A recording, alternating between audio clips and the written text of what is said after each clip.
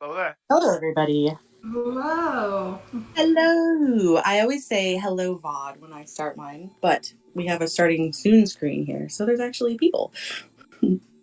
Welcome to the UK versus USA Gymbreakers semifinals. Yeah, like Kim just introduced, it's the semis between UK and USA. USA being quite the dominant participant every single month, with UK not quite having made the title yet, but they are on their way. Especially with this absolutely hype matchup where we have some of the top players in the entire player leaderboard in the first pair. We have I feel like we have all of the top. Yeah, we have literally right here. Current rank number 2, Hot Pocket on 11, against Stan on 6 and Leonardo on 3. So we have an absolutely hype matchup in that pair in particular. But the other pairs, of course, are also going to be quite exciting to watch, and hopefully a really close matchup. Yeah, here we see the pairings. Overall, if you haven't participated or watched the stream yet, it's a best of 48 format, so to speak, with 4 pairs of 2 each. They're participating and playing against the opposing pairs of 2. It's usually the monthly Sylph meta, except for in January where we picked factions meta, since there was no monthly Sylph meta in that month. I'm part of the refs slash staff, so is Fish, who is behind the camera, so to speak, and organizing all of this. And we also have some ref and staff members participating in these pairs, with Hot Pocket being a ref, and Hawkeye, and also Leonardo who is a ref for European Nomics League, we like to call it, because Nomics is just so offensively marketing it and organizing all these tourneys. So we got that inside of it, of calling it European Nomics League. And yeah, that's the basic information. It's a bit more optimized on the rule set than, let's say, Sylph, for example, because Sylph just has a much more broad audience than Gymbreakers, where we have a very limited amount of participants and the same ref squad for all of the disputes.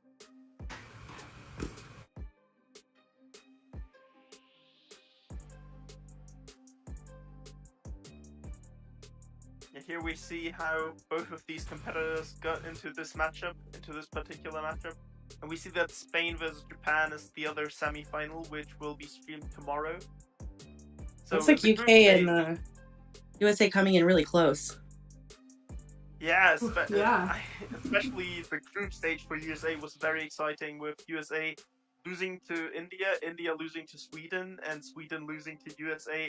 It really came down to every single point, because it was decided by single wins in these best of 48s. So USA got the first spot, and Sweden got the second, and India unfortunately got kicked out of the Division A playoffs despite winning against one of the strongest countries in the entire world, with USA. And we also had UK with a slightly more dominant showing, beating Peru and I believe it's Argentina. And Peru also beating Argentina, and therefore going into the next round. Then we saw USA beating Germany in the first round of the playoffs, then Canada, and therefore coming into the semi-finals, while UK had to face the French, who before that had a tiebreaker between Belgium and themselves, which they won 3-2, so quite close call as well. And they managed to beat the Frenchies, who did play in the finals last month, if I recall correctly. That's what that 24.3 and 24.2 means? That's interesting. That's the tiebreaker, because the tiebreaker is a best of 5 between a single participant of each team, who the entire team elects to play that one. Wow. See how that works.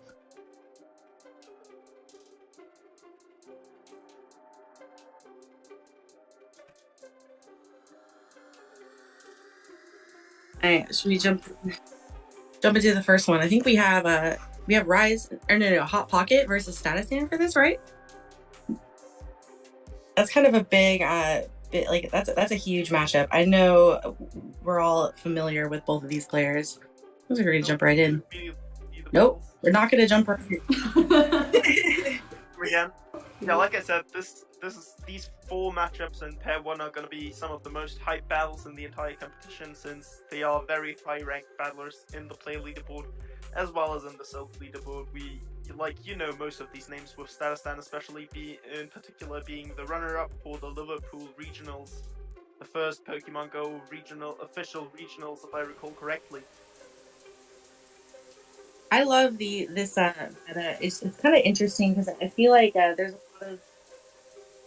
there's just not a lot of hard counters and a lot of energy play and energy management in this meta. It's basically like avoid something, but you have so many quote quote safe options. And I know these players are extremely good at energy management. I haven't seen honestly a lot of Stan's games, but I know he is just from his name. And Pocket is currently number 1 on the Silk leaderboard, I reckon. Oh yeah, absolutely. That's huge. So, huge name, huge player. Gotta be amazing.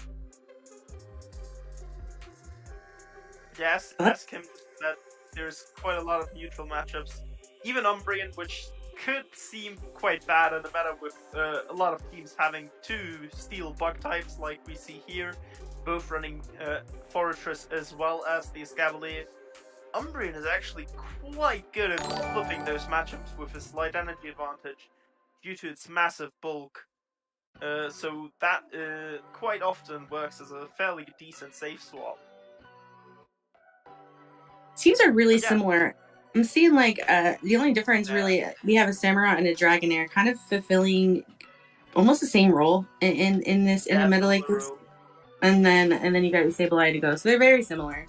A lot of these teams are going to be. It's interesting to see. The 4 Pokemon called Dragalge, the 2 steel bug types, and then Umbreon is just it's rooted in a lot of teams since it's just so strong in most of these matches. But yeah, let's get into the battles. Let's do it. Thanks to... We may or may not know the first lead. Oh, what a surprise! We have an Umbreon on an Umbreon. Well, that might take a while now. Not too exciting. Both will just throw last resorts at each other. Maybe one will get a sneak in or a denial, getting into a slight position of favor. But will there be one? We'll know in a minute. Yeah, if I saw three that or correctly, he did get that denial, but now he lagged a turn, so Stan got the guaranteed denial as well.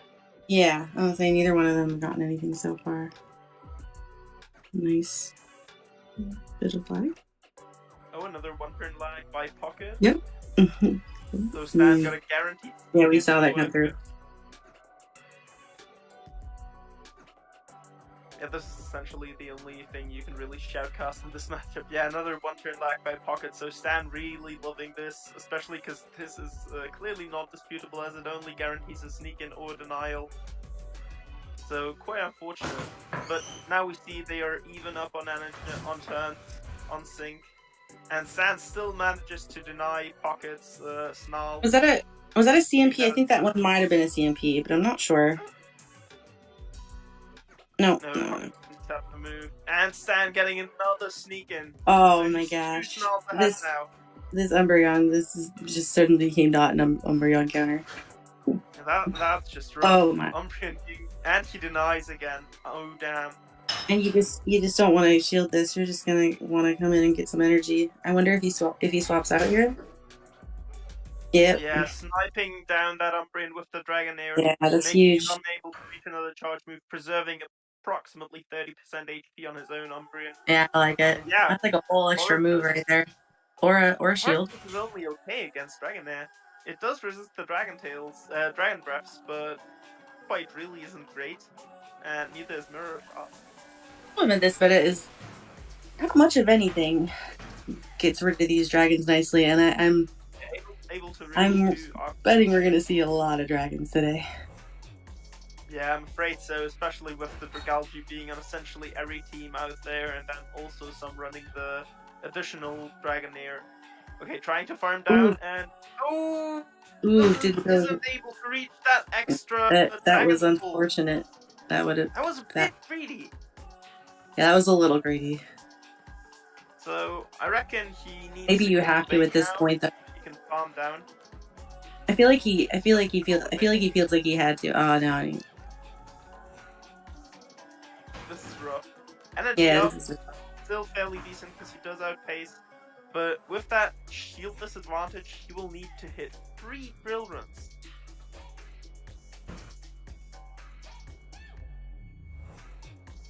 Here's the first. We see the first shield come up. Pocket throwing on good charge move timing after No an counters. odd amount of Dragon Tails, no sneak in.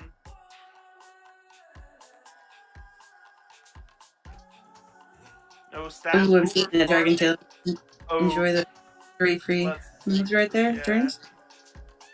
That is big over a that's why I do enjoy a dragon tail as a move over dragon No breath attempt. whenever I can. No attempt at catching the Aqua Tail. Takes this to the base and now unable to reach another drill run with that Escavalier.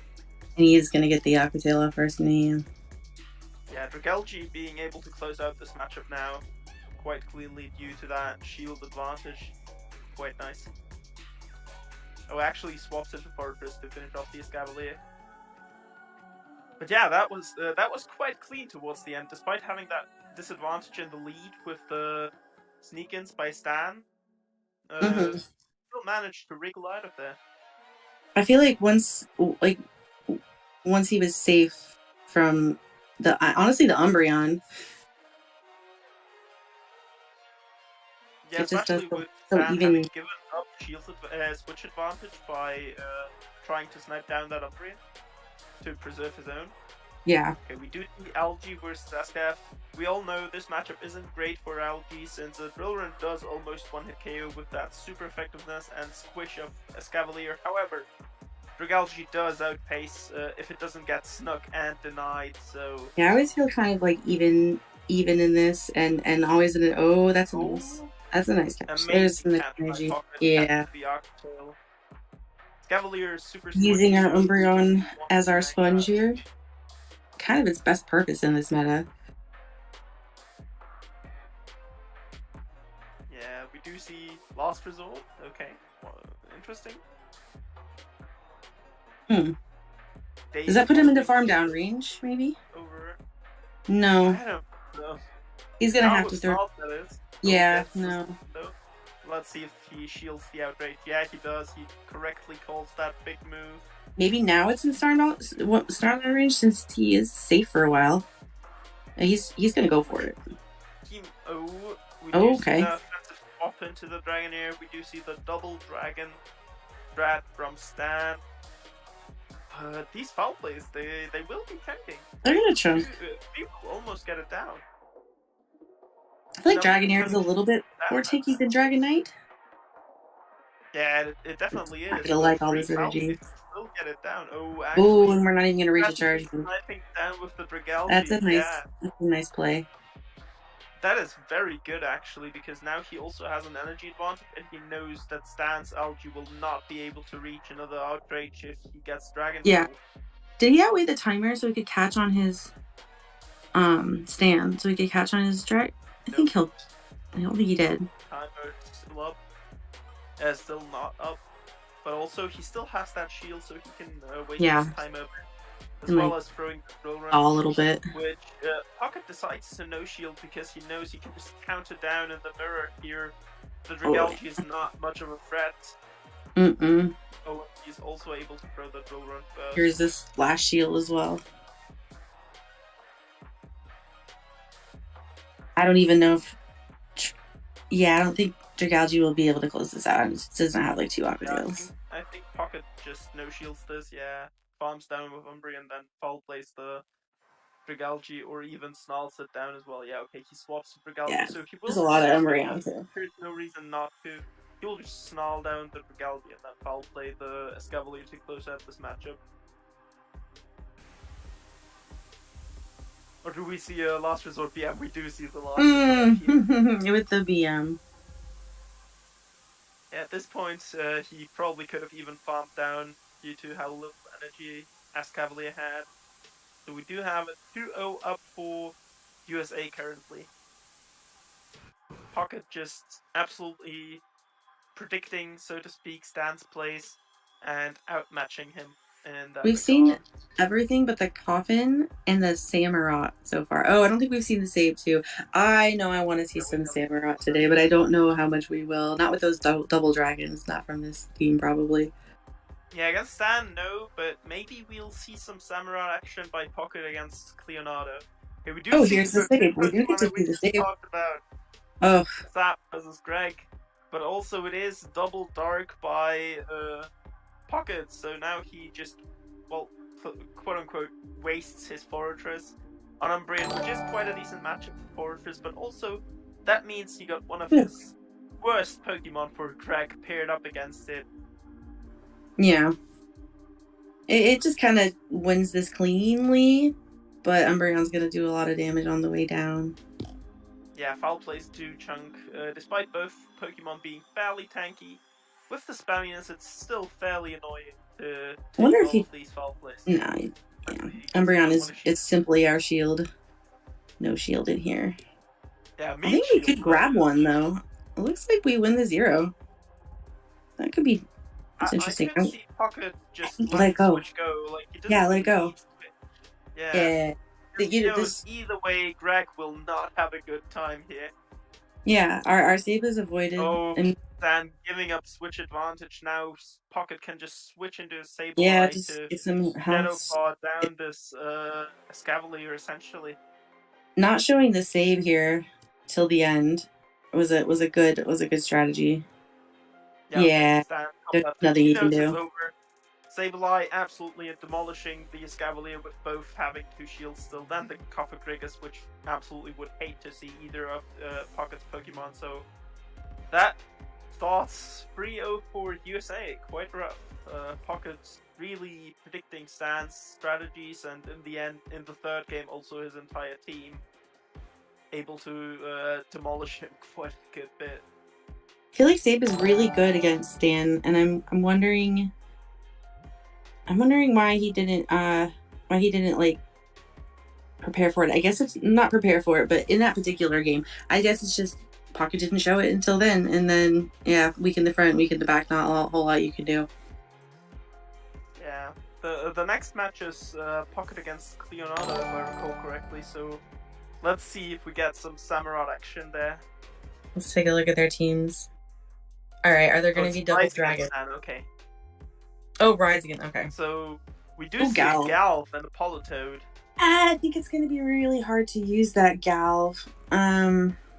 Yeah, especially against a double dragon team. I'm not sure if we're going to see that at all. And the Politoed. I almost feel like you should just use the top 4. But I know Politoed can be a menace. So I wouldn't be shocked to see that one. What do you think we're going to see? Do you think we're going to see that Galv?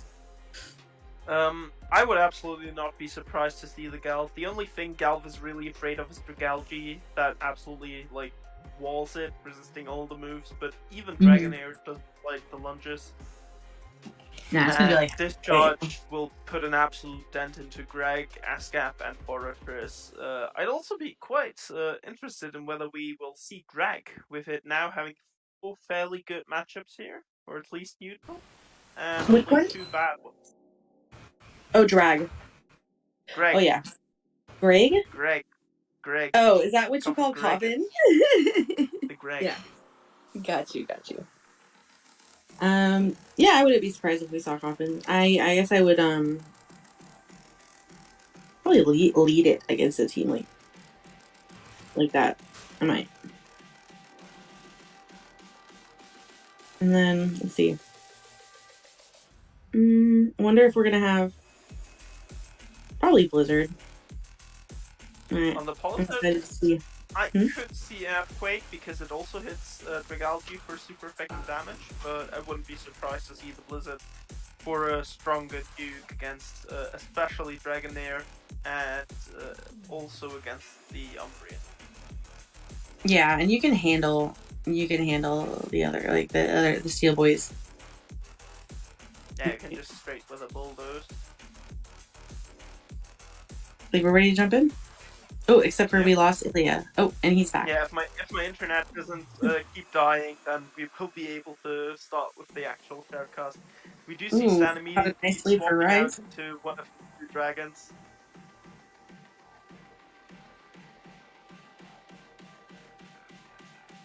It's not really like much of an answer for these dragons, so I like this. Do some damage. He's probably gonna swap out now.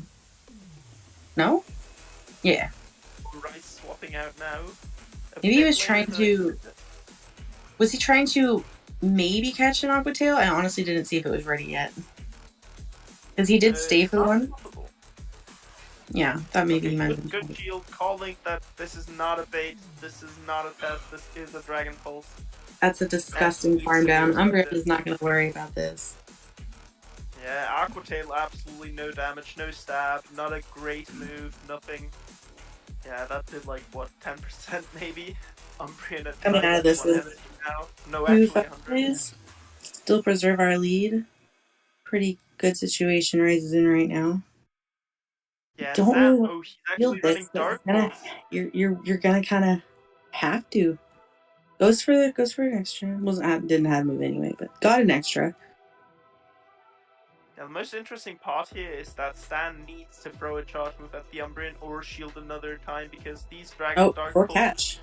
Or catch, yeah. However, that does mean that his Dragalge is switch locked now. Yeah. And Pride can do whatever he wants with it. He likes to come in with his Sableye, interestingly enough. I kind of like this because you can just get a move off faster without shielding. I'm guessing he's going to just do that and then let it go. Yeah, but the only problem I could see here is Dragalge down. Out. Yeah, and has this big amount of energy against a one-shield Escavalier. So it will be able to reach another Aquatail, meaning Escavalier needs to throw the Drill Run the second he gets it ready, because otherwise he will get didn't outwait the Aquatail for a third time. Gotta sneak in though.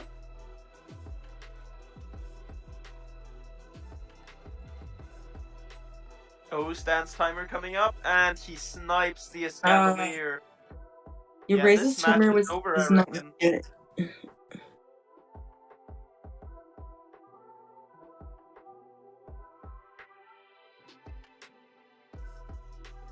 Yeah, I think the play there is outweighing that timer, knowing they had a move and trying to catch it.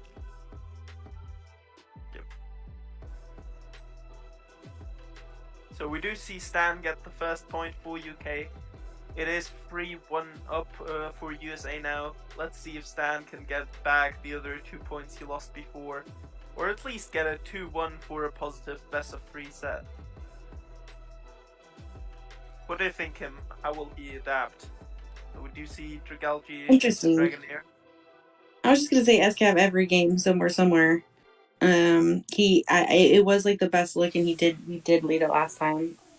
Not surprising.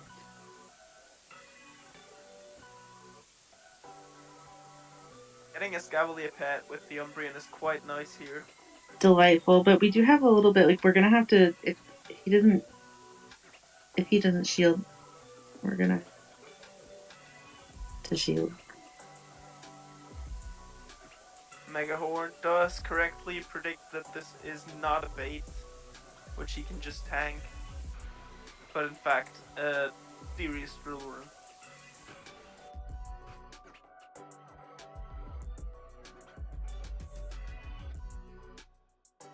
Go over as much as we can before we throw and get close. Okay. Yeah, perfect. Couldn't go over at all.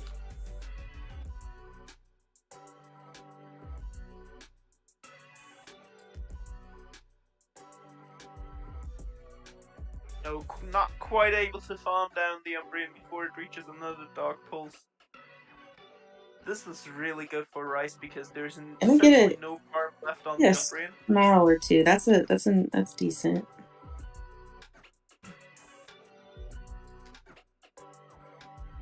Yeah, you're in the saying not much, and I'm like, ooh, 2 snarls. Yeah, two snarls are actually quite decent. But it wasn't too much. Enough, or 4 would have been nice, yeah. I'm not quite sure at this point. Oh, okay. All right. I think Stan's probably good here.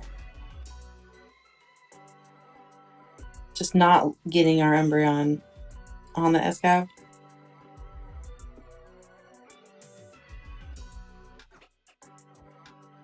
Do you see another Aqua Tail before Rice is able to farm down the Dragonair? But we also see a shield advantage by Stan. Rice's Sableye is honestly in farm down range for Umbreon. Mm-hmm. And I highly Just doubt for he the will bait, fall it's for like the this only bait, since even right now we option. barely do Yeah. 50%. I understand the bait. Yeah. Had to.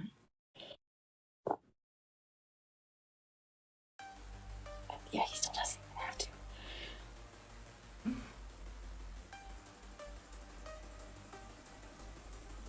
Yeah, merely an Aqua Tail unable to throw that outrage, and even if there is still that shield left by Stan, so quite a clean win on Stan's part here.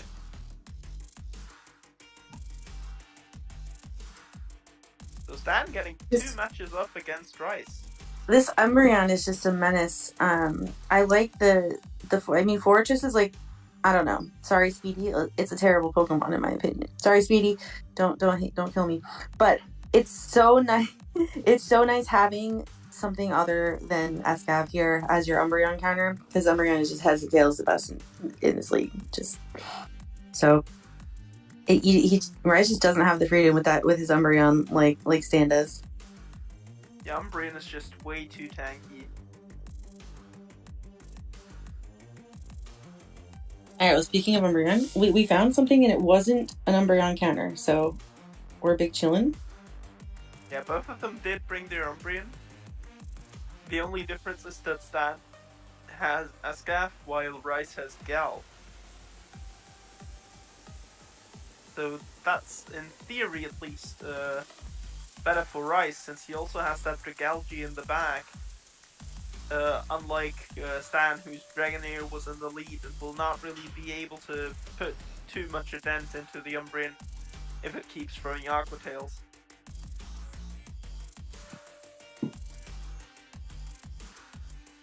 Hold on, I need to see the rest of Umbreon does get that shield.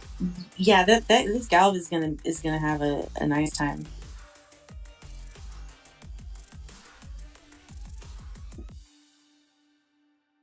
Galf will have to put down the Escavalier, since Rice did decide to try and snipe down that Dragonair with his Dragon Tails.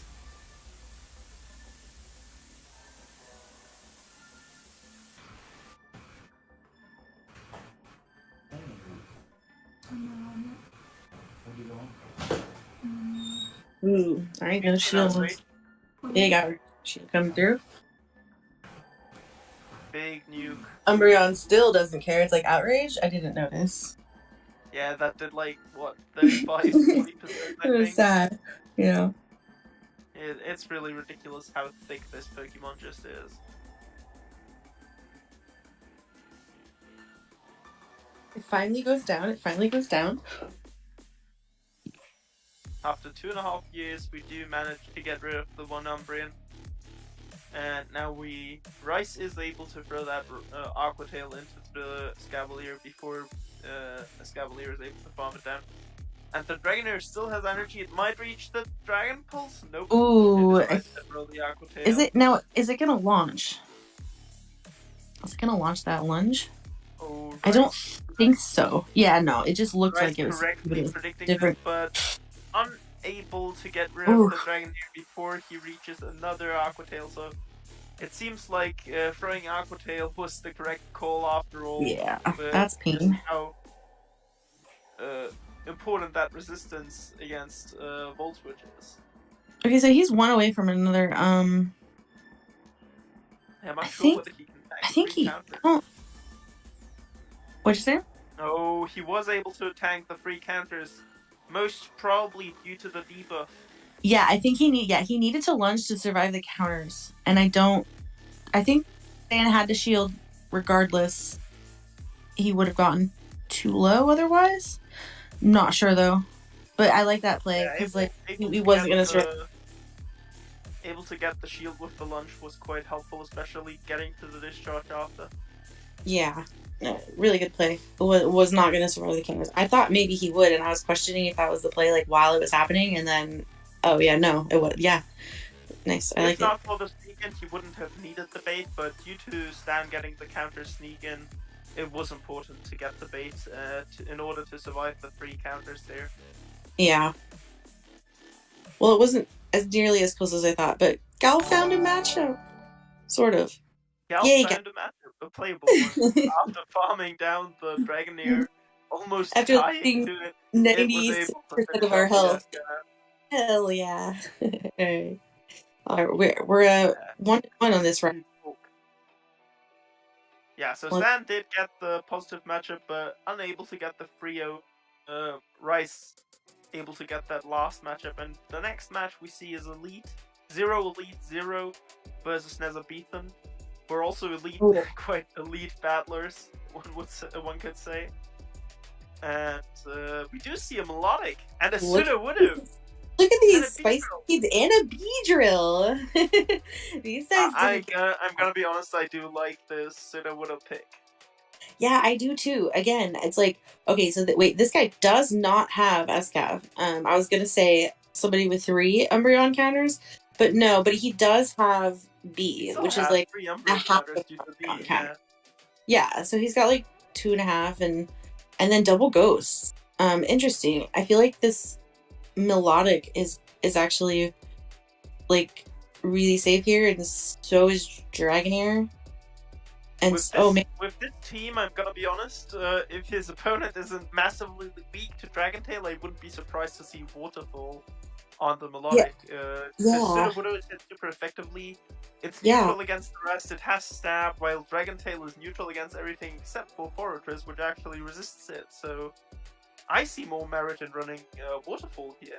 I agree, especially because you have a lot of dragon. You can literally just run like 2 dragons in Melodic, although I'm not sure you might want to have like a hard counter for the ghosts. Yeah, I mean, just really the Umbreon itself. Hard counter to those. What'd you say? I feel like with how neutral the dragons and the Melodic are, he could just neutral his way through this matchup. Yeah, that was like my literal first thought. I was like, oh, you could just neutral through everything if you really want. Interesting. Let's see what he does. Yeah, I'm really interested in these matches. So we do see Sableye into Scavalier lead. Quite unfortunate for Nezabethan, whose footage we apparently do not have, unfortunately. So we will only see Elite's perspective on these battles. I mean, we can tank anything here. It's not going to feel great, but Aquatails. Yeah, it doesn't do enough. Now, okay, so if he's counting, this is not an earthquake. All right. Did not count correctly. Called the bait, but he did get the attack drop. Huge. Like now he's gonna have to throw. And I wonder if he's just gonna block this, or let this go. I mean. And he got another. Yeah. Oh man. That is really rough. Potentially could have gotten to the Aquatail, but I reckon he died to a sneak in, or just 3 bug bites there. Didn't quite see which of the 2 it was, but either would be normal. We do see the big counter down, but it does reach the earthquake. It heard me say like not nice things, and it's like, oh, sorry. Did you say I wasn't a good Pokemon? Let me just kill this entire Dragology and get a shield from SCAF. Thank you very much. Yeah, Fortress just showed what it's made of. It proved its worth. It really did. Definitely getting the shield back now, most likely. Yeah, did get the pretty good bait. He can like come out with a little bit extra energy because he's gonna catch this before. He can like let this go and and like overfarm just a little bit and be I think okay. it's a mistake to throw the drill run immediately without having the Megaphone ready, since Megaphone could one-hit KO Sableye potentially, and therefore Yeah, get that second shield. However, with the he Umbreon just in the popped. back, He he just might popped just it. try to. Well, that's Yeah, I think unfortunate. he wanted to just get It- lower. Yeah. Okay, that's fair. Also try to catch. Oh, yeah. And we do see the notorious Umbreon mirror that will take 2 years and 7 months to finish. Everybody go tell your mom you love her. You know, walk your dog, fill up your water bottle.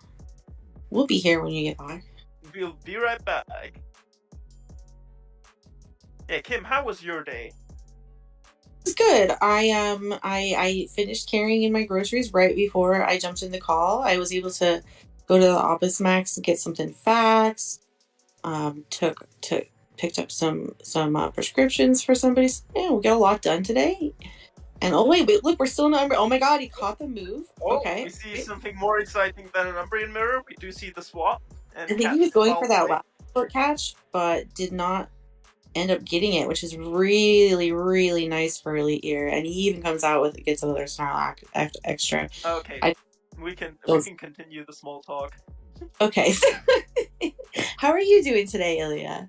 Oh, I'm great. I finished my end goal of the game. I got my shiny lucky Hundo Rayquaza. Oh, then I had work for 3 hours. Got a pizza for €5, which usually costs much more because delivery driver. Yeah, I had a nice day actually. Delicious. I hope it's a good kind. What's your favorite kind of pizza? Like, the most important topping in my opinion is mushrooms, because I really love mushrooms on pizza. Oh, interesting. But I've actually my favorite pizza doesn't have mushrooms. Pepperoni It's pizza. Like it's a decently special pizza. Okay, did see Lee this match. There wasn't going to be a whole lot of coming out of that. You know, he won. See, the attempted catch on the last resort, it would have been a play. I think that might have been his only chance. Not getting that really hurt him, and the Umbreon came out. Yeah, it was just Umbreon versus Umbreon. Too much energy on one side. Not much you can do. Not too exciting. But hey, at least. But you know that pizza though. Oh, okay. This is an interesting matchup. I think this is just kind of decent for save, isn't it? It's not like the best. Slightly outpaces because we're just one turn faster, and before it just CMPs. And but also Sableye has the advantage because Foul Play is such a much better move than Mirror Shot. Yeah. What's kind of disgusting is how much the bug bites have done. I mean, it's neutral. Not quite as disgusting as pineapple on pizza, but yeah, not nice. Excuse me. All right, it's been a good day shoutcasting. Thank you for having me. I will see you guys next time. Ooh. Oh, we do see Dragon Tail on the Melodic, so I assume that his Paramate's team is much weaker to Dragon Tail then. This bulk is just gonna. This is not gonna go down nicely. I think that's what you think. Melodic is easily able to tank a Foul Play. Doesn't really have to care too much. It's fine. We only have three Pokemon and 2 shields left. I mean, easy peasy. Oh man, it doesn't even have to shield it. It's just gross. And also forces Elite to throw another Foul Play at it, so it can't reach another surf. Yeah, just come in, and start the farm down process or something. Probably shield. Here comes the next Dragon Tailer. Just to preserve some health on something. I'd shield here. Okay, we gotta look at it positive. We had a Sableye double Dragon Tail team. No Umbreon on the opposing side, so at least we could spare ourselves some time from the mirror. From True. Tedious mirror. And it's riveting. Interesting match, yeah. Ooh, big outrage call, big shield. That's nice. Although, as we see, Umbreon doesn't seem to notice. Yeah, Umbreon don't care. Umbreon just way too bulky. But also, with shielding the outrage, it's even better for the Umbrian since it essentially shielded the move that will do the most damage to it. So now there's no more real risks. The shield was used as effectively as possible on your most efficient Pokemon. We do see the Regalgi reach another outrage, quite a lot of damage. Oh, and we do see the catch on the Sableye will be undercharged. Did he have to, how much health was left on it? I was like, he was gonna have to throw anyway. Like, too much of an undercharge. I know, that's too much undercharge. Okay. Oh, that might actually be quite good. Nezabethan is able to get another Aqua Tail. Okay, he doesn't have, okay. Yeah, that swap to Sableye was really good because he forced Mesa to also Shadow Claw down, since if he had thrown a foul play, he would have just been farmed down by the Umbrian. I like it. And that would have so much just happened there. A catch happened, an adjustment to a catch, an adjustment to the adjustment to the catch, and then another catch. I think all that just happened. That was a pretty interesting ending. That was the super tense end game, yeah. Yeah, very nice. You see USA go up 6-2. But let's see if Nezabethan can squirm out the last game against Elite to at least just wanted to point out that we did not see any Sudowoodo, and it's high unfortunate. Yeah, it's sad. Also no Waterfall Melodic. Oh, but we see this again, and we know that Escap just can't get too greedy here, and I believe it's gonna have to shield regardless, greedy or not, because don't. Even if this is a Mega Board, it won't KO. No, and that's just gross. Oh, see, I don't know if still massive shield. Because now, I mean, it does prevent you from being farmed down, which is nice. And sometimes, even if you're gonna lose, not being farmed down is huge. Okay, interesting. Yeah, he's gonna farm down the Escap. I'm gonna be farming down instead. Yeah, that, my friends, is a bad, quote-unquote, bad matchup for Umbrian in this meta. Great. So what are you gonna do tonight, Ilya? I am gonna download Call of Duty Warzone, and because I used to play first-person shooters a lot, and I kind of fell out of them. But I don't know. I'm not massive into those, so I'll probably just play some Elden Ring after. Oh, see, I probably like that too. Can you play that with multiple people? You can multiplayer that, yeah. Ooh, okay. Yeah, I mostly just like group games. I don't. I'm just gonna do something that's free on my computer or Steam. That's why I could do Call of Duty. I have the controller and stuff. Yeah, I'm a poor person, so I can't afford a good computer/laptop. So I could afford the PS5, which is essentially just as good for gaming, though. Fortunately. Yeah. All right, and I casually stream it for 1 or 2 viewers usually, because why not? The PlayStation has that built-in function. Okay, we do see Melodic. I'm gonna get a whole Dragon Tail on our Melodic here, and this is just, yeah, we just don't have an answer for this thing, unfortunately. That it's just so safe. Oh, no denial. Big sneak in by Elite, able to outpace from this point. 2 shields up. It's not coming back from this. Ooh, the surf. Massive chunk.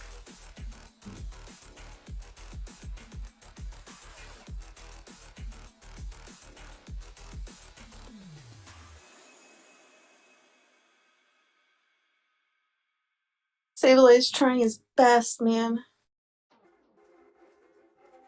Alright, you have to move. We're not 2-ing yet. It'll take a while. And Mirror Shot's not gonna do it. He might try to Bug Bite down. Yeah, well, Bug Bite down, eventually you're gonna have to throw, I think, right? No, he can tank the surf easily. Will they be able to reach another surf before he can Bug Bite down is the question. Yeah, okay, no. They do swap out, because they also know that it's too risky, but they do have a move stored on Umbrian. Won't KO, and then we we gotta like. Oh, this was the This won't KO either. So like after this, we might be able to farm down. Yeah, he probably bites down. Then, oh, actually, that hit way Have too to- little, I think. Yeah, okay, never mind. You Not kinda enough need energy to- on the upgrade. To do okay. Does the mirror shot KO or the Yeah, subsequent no. bite? but Subsequent After? bite subsequent bug bites. Okay. will actually be able to Or just phase dragon. into the next mirror shot. Thanks. Follow. Oh, what up, Paul? Yeah, we do see lead 3-0 as a beaten, and USA go up 7-2 to start, which is quite a rough position for UK to be in. But let's see if we are able to watch an exciting comeback here. We came in really even, and there's amazing players on both teams. I'm excited to see how this shake out, and I do hope that somebody today uses Tsugabudo, because that's the goal. We do have another set of elite later. So the next three matchups are going to be shoutcasted by our co-casters Hurricane Kaz and Jan Solo 19, who will take over now, and then we will see you again after they done their sets. All right, I look forward to being back. Well, Hello. what an incredible standard to set. I mean, just Oh my crazy. gosh. I mean, so many safe slots, so many like catches, so much, and yet so little Sudowoodo. I also agree.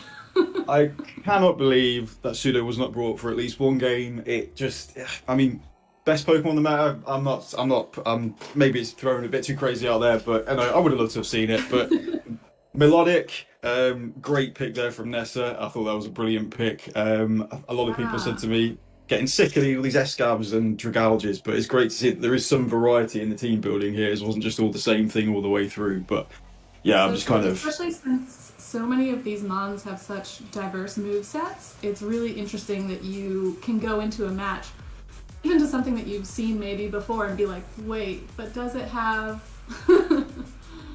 100%. I mean, Yeah. look at the I mean, we try not to talk about the Umbreon mirror too much, but I've run across a few people this month who've gone down the route of running Psychic just to really surprise the Dragalges, which has caught me off guard once, which wasn't very nice. But we don't talk about that very much. Rude, very rude. But also, you could also be running. I've seen some people running. I think Sandtomb on Fortress, which was pretty interesting as well. Wasn't really expecting that too much. So great. You could go with those moves that just like are keep coming, and just win by sheer pressure.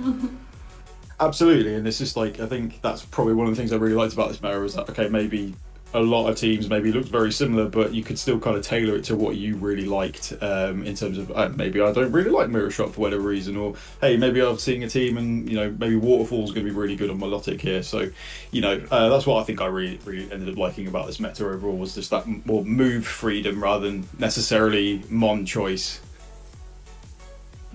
Yeah, so looking at these next two teams we still got Nessabethan there versus Big Green 7. And literally we have almost the exact same matchups, except for that Melodic coming back in, which we now know from the previous matchup has that Dragon Tail. Yeah, I think in many ways it's a fairly safe mon, I think, still, even with Escav resisting the Dragon Tails there, Fortress also being slightly annoying, but getting to those surfs relatively quickly with the Dragon Tail energy gain, you're still going to chip away. Melodic's pretty bulky, and Dragalge and Dragonair are definitely not going to appreciate that, so it looks pretty good there. I mean, other than that, it's amazing for being such a similar team. Like, there's really no hard, like they were saying in the previous sets, there's really no hard answers. So you're going to be doing like a lot of team up to take some of these hard-hitting mons down. 100%. And I think, again, that's one of the things that I really loved here is that, even if it looked like a bad matchup, like a bit of energy management, and you can flip some of those matchups really nicely. And we've seen that already so far with like some absolutely excellent play. So I'm really looking forward to seeing what these guys bring out here, because the scoreline looks quite a disparity there for now. Let's see if Nesabethan can bring back some points for the UK after that set he just had. Oh, no recording again though from Nessa's side. So okay, so not a great not a great look for Sableye here. So switching out, I guess trying to catch the foul play. Oh no. Here we are again. Right, Should we just get started talking about our day, or are we gonna have a swap here? Oh no, we do see an immediate swap. Nice. Thank you very much for not getting us caught in the mirror there. That would be well. There's only so many times you can really watch it, to be honest. Although we've still got. I don't think we've quite settled the pineapple debate on pizza, so maybe we can return to that later. But anyway, so Fortress here running the stats. We'll table it. So taking immediate advantage of that swap. Fortress comes in from Big Green to Bug Bite down on this Umbreon. So throwing the mirror shot on the Umbreon there, does it really want to? I mean, can Umbreon's attack be any lower anyway? Is that really fair? Maybe this one. Sorry guys, wanted to show you the mirror. Let's show you something a bit different instead. Just an extra little slap. Special delivery from Fortress, since so many people talking smack. So just a little bit of, I think, perhaps visual lag there. Doesn't look like it may have affected it too much, potentially. Perfectly coded game. Exactly. AAA game. We see the Sableye come back in to feed on the... actually throwing energy. I wonder if it would have been better to just Shadow Claw down, take advantage of some maybe... Possibly could have. Maybe the visual lag made them a bit more cautious in maybe not being able to count counting bug bites is pretty hard anyway. But but maybe that was it, or maybe just wanted to try and preserve that, preserve it a bit more for whatever might be in the back. But it's not a great matchup for Sableye. Knowing that the Umbreon was just going to come back in and it's basically full health here. I mean, even return. That takes it down to 50%, but Umbreon can take damage. Damage apparently. That I'm pretty sure that is its sole purpose in this meta, is to just come in, soak up some damage, get the next mon ready. 100%. It's just it shields 3, 4, 5. However many you need really. It's just like what do you want? And sometimes does shield that next return.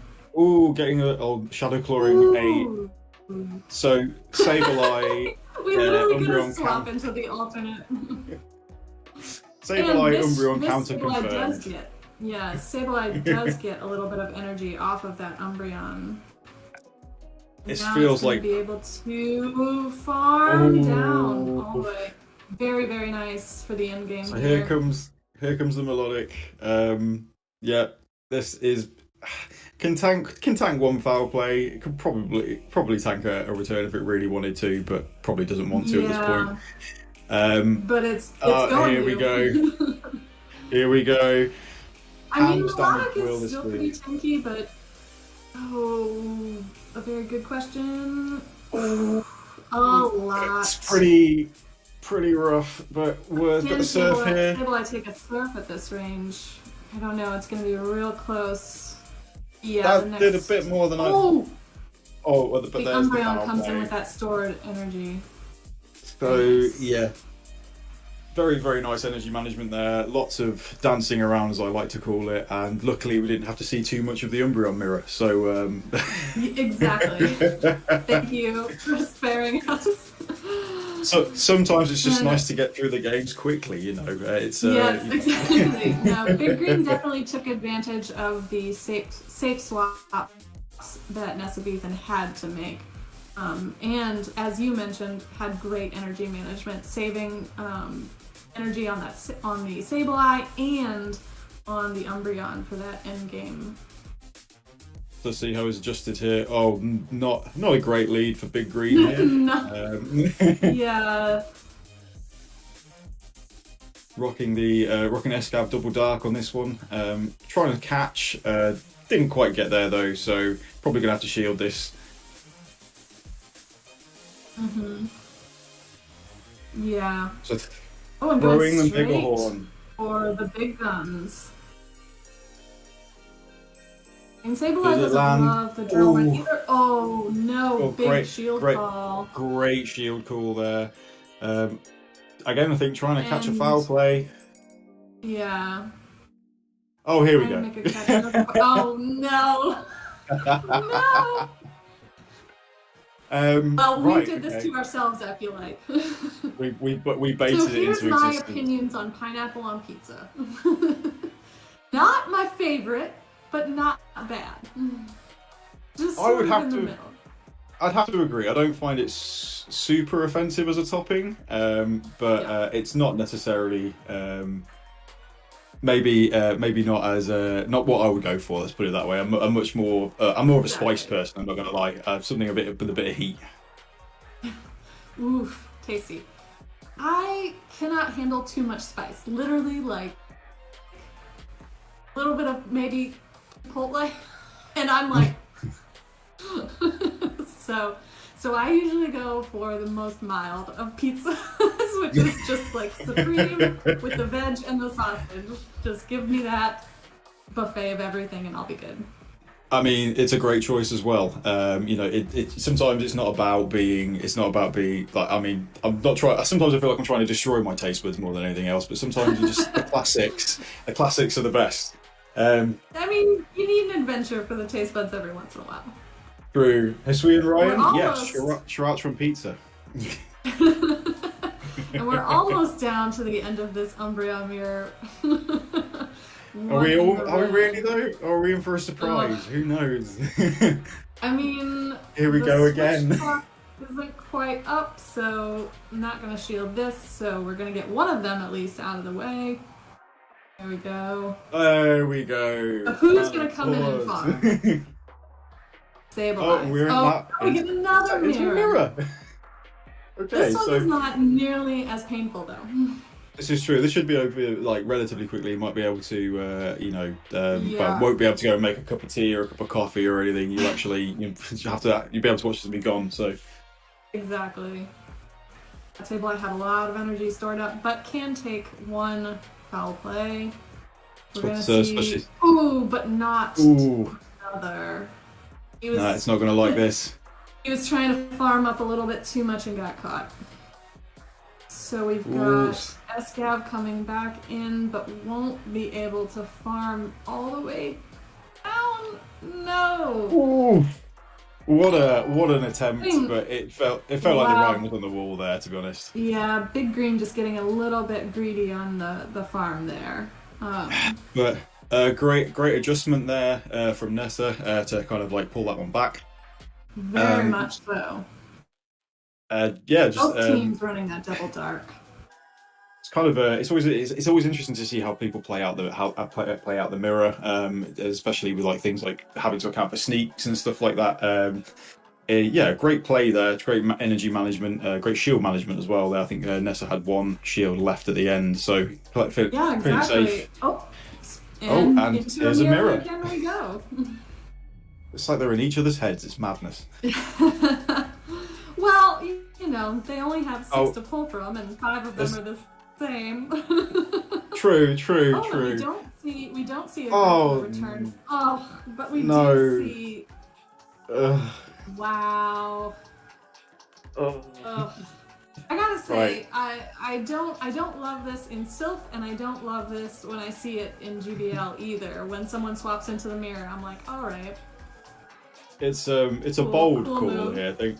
But I wonder what Big Green was thinking that Nessa might have in the back if he's not gone in straight for the hard counter, or maybe he's just worried about just having that extra Yeah. snarl is going to be enough there to really annoy the Fortress, perhaps.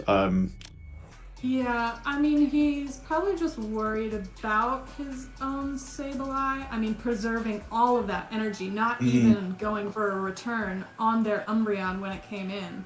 The Umbreon from Nezabethan. Just saving all of that for later and letting your own Umbreon come in to soak up all of the damage from this other one could prove beneficial with a shield advantage later. Absolutely, we know how spammy a Sableye can be with a Shadow Claw and the foul plays. With the introduction of XL as well, it's just a bit bulkier than it used to be, and still hits pretty hard actually. So yeah, and Umbreon is really the only thing on Nezabethan's team to threaten it directly. So saving all that energy really is going to allow for some good work from Sableye later. 100%. We actually seems to be getting through this particular Umbreon matchup a lot quicker than I think I've ever seen it get. Well, we did spend a little bit of time talking about Sableye instead, so... This is true, very true, very true. Still avoiding the on-screen time. Oh, and here comes the Melodic. Okay, so 3 Dragon Tails lead there. That's so I think it's 5 to the first serve, so that's a pretty good chunk, and it's not really taking much damage either, so... and they bring in, and Big Green brings in Fortress, which is resisting those Dragon Tails very nicely. And I mean, it doesn't love Surf, but can take a few. Yeah, it's the thing. I think I've been caught out a couple of times by Melodic in terms of it hits a little. I think it's one of those ones that hits a little bit harder than you expect it to. I mean, not massively, of course. It's not a Machamp or something. Let's not be silly. But yeah, I've definitely thrown a few games where thinking I can tank this Surf, and then all of a sudden, and now I've just lost switching. Oh, and going straight for the Earthquake here on Fortress, trying to get the Melodic out of there with all of its energy. Ooh, and it comes very close. Wow. Oh, and okay, Sableye gets a big farm. This is going to be an interesting finish. Energy. Loads of energy, even they shields. Both still have 2 shields. My goodness. Well. Now, their Sableye doesn't have any of that stored energy, correct? As far as I remember, if it has any energy, it's nowhere near as much as Big Green's. So this is uphill all the way, and now being 2 shields down. And they tried to catch, but went didn't. for the catch. Yeah, that's really unfortunate. But Sableye, Big Green Sableye is still gonna need to get to another. No, both shields are down. This is just. Sorry. GG's from there. GG's. Wow. Big Green takes that last one with 2 shields. Still. What a flex. That's brutal. Huge. When it happens in GBL. It's brutal when it happens in Gymbreakers.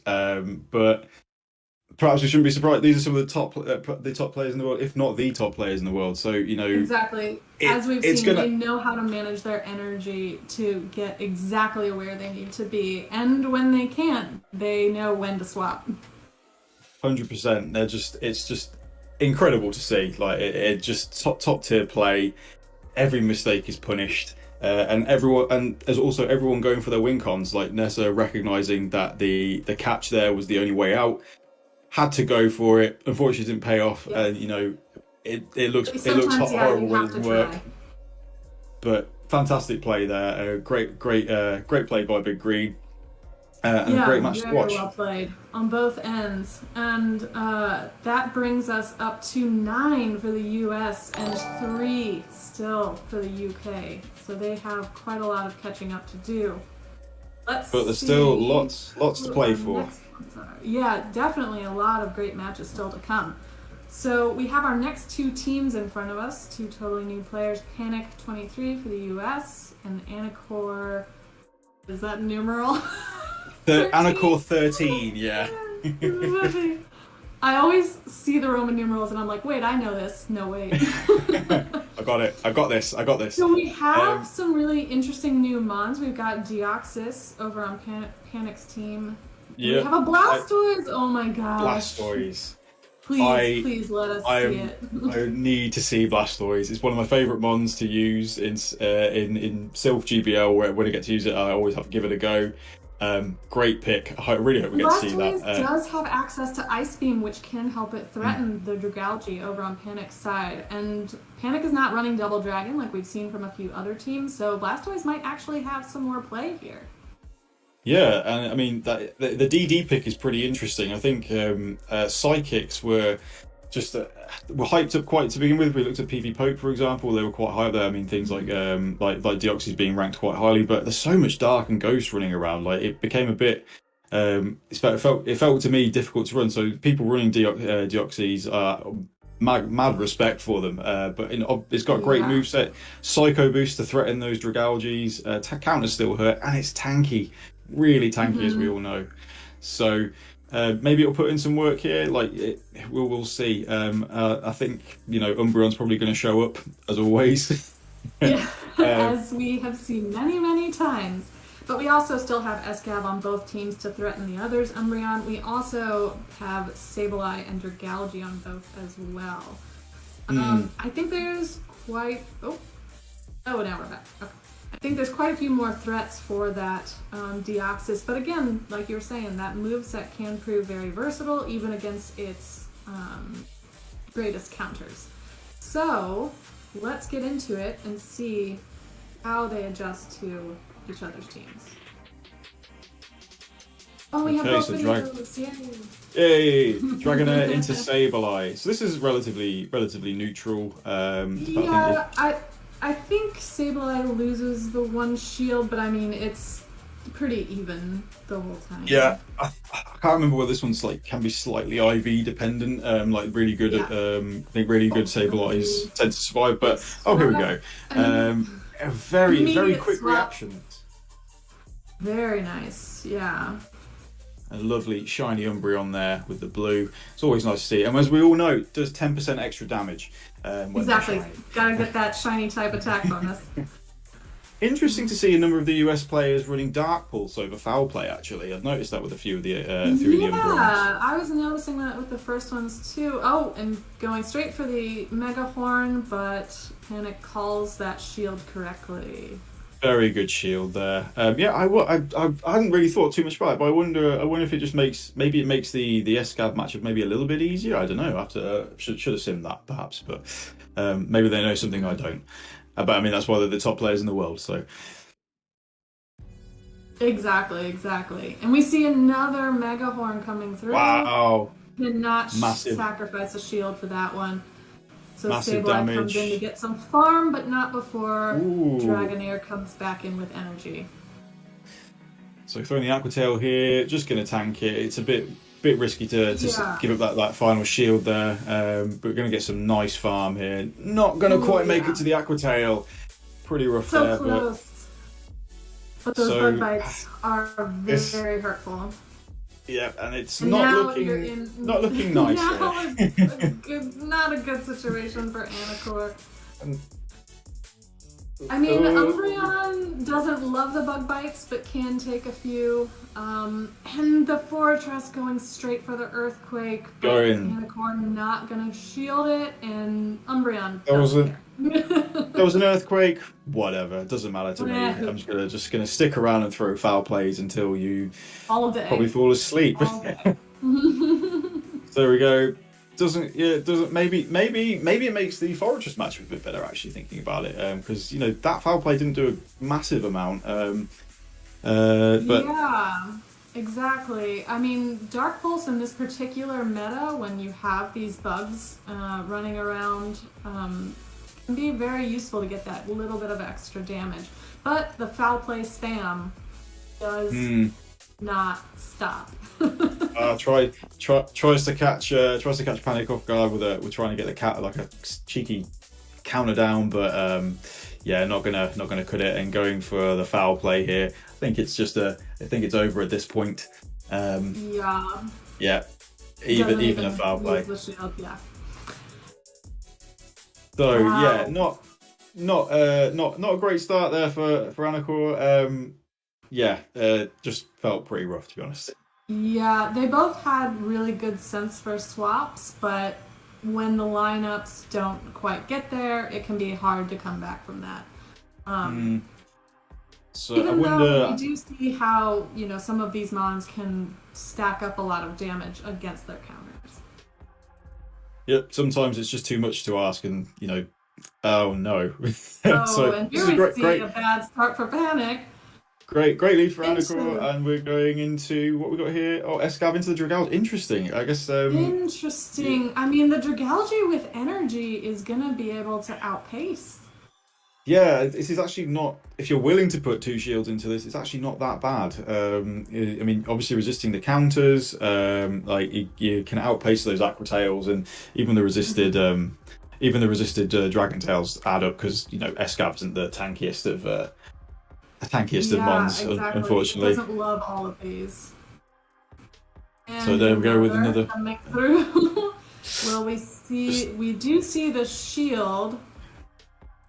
Dragal's just OP, So too good. So let's see if Dragalge. Oh, Dragalge really going for the farm down, but gonna have to sacrifice the second shield. Getting the sneaks through there as well, not being able to deny that Dragon Tail, so I'm going to be able to just get a little bit of extra damage off and coming out with a lot of energy. Though it is a shield down now, it had no way to protect itself. So here comes Umbreon, doing what Umbreon does, just absorbing. Here to absorb the outrage, which is inevitably coming from this low health Dragalge. Oh, Dragalge, you're angry? I don't care. Here's a foul play. I have a present for you too. Oh, and then just absolutely just chipping away. Are they going to go for the farm down? This is disgusting, if you ask me. Oh, trying to catch.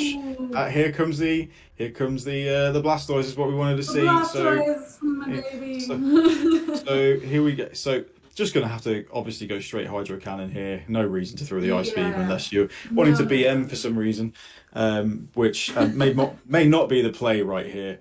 Does a great chunk of damage. Yeah, the Hydro Cannon definitely going to hurt that Fortress, even as tanky as it is. But they're going straight for that Earthquake, which Blastoise is not gonna love. Oh, not quite as tanky as it is in Ultra League, unfortunately. But has another Hydro Cannon ready. Just spamming out these moves. Hydro Cannon is busted, as we all know. They already nerfed it once. Will they do it again? Stabilize gets a nice farm down. So just got to be wary of the catch. I think. Yeah. With the shield up, I think this is what we've got. What Annika has to worry about. Just got to be careful. Well, they're doubling up on the. Oh, so maybe the Sableye is trying to double up on foul play potentially. Yeah, they've got to get that last shield. Oh, I've just noticed something there. Panic's Sableye is not purified. It's running Power Gem. Oh my gosh, I did just now notice that. Wow. Wow. Oh, wow. What a play.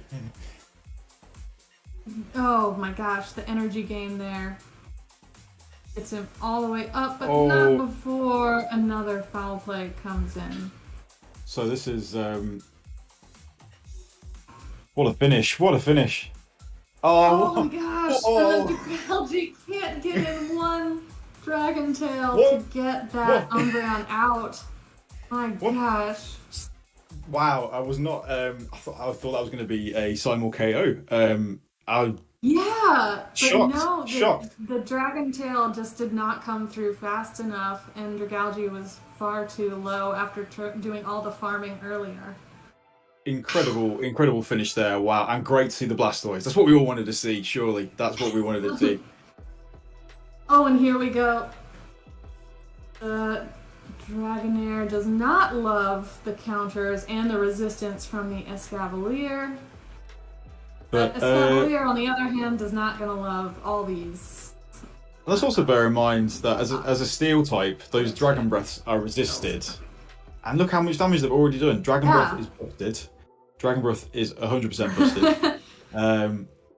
Well, Escav is not the tankiest mon out there in the Great League. Doesn't have the bulk of the Fortress that is also on Panic's team. And we have a useless Aquatail coming to land on the Dragalge there. A little bit of damage there. May help a little bit. We see this SCAV come in on the Dragalge with energy. A really interesting call. I wonder how Panic is going to, if he's going to give up all the shields this time as last. So good fast move timing there with throwing up the charge, just to making sure that nothing sneaks through. Really good. Going to just let this Dragalge go. Yep. Makes sense when you've got in that Shadow Claw downrange, and having an energy advantage on Sableye is always going to do very well. So will get to another draw. Oh nope, going straight for the big throw. Makes it to the Mega Horn. Wow. Choosing to no shield. Oh my gosh. Devastating. I feel Panic's SCAV comes in to farm down, but that's gotta be it at that point. Full health Blastoise, Water Gun just gonna chip away. That's gotta be GG surely. He's still gonna have. I mean, Blastoise again, still not the tankiest, so gonna have to shield this drill run. Will he get to the other one? Snipe for some Dragonair. How rude. Very rude. Man, well, the other two matches seem to be a dance of like energy, switch advantage, but this last one felt really brutal. I think that one was just shows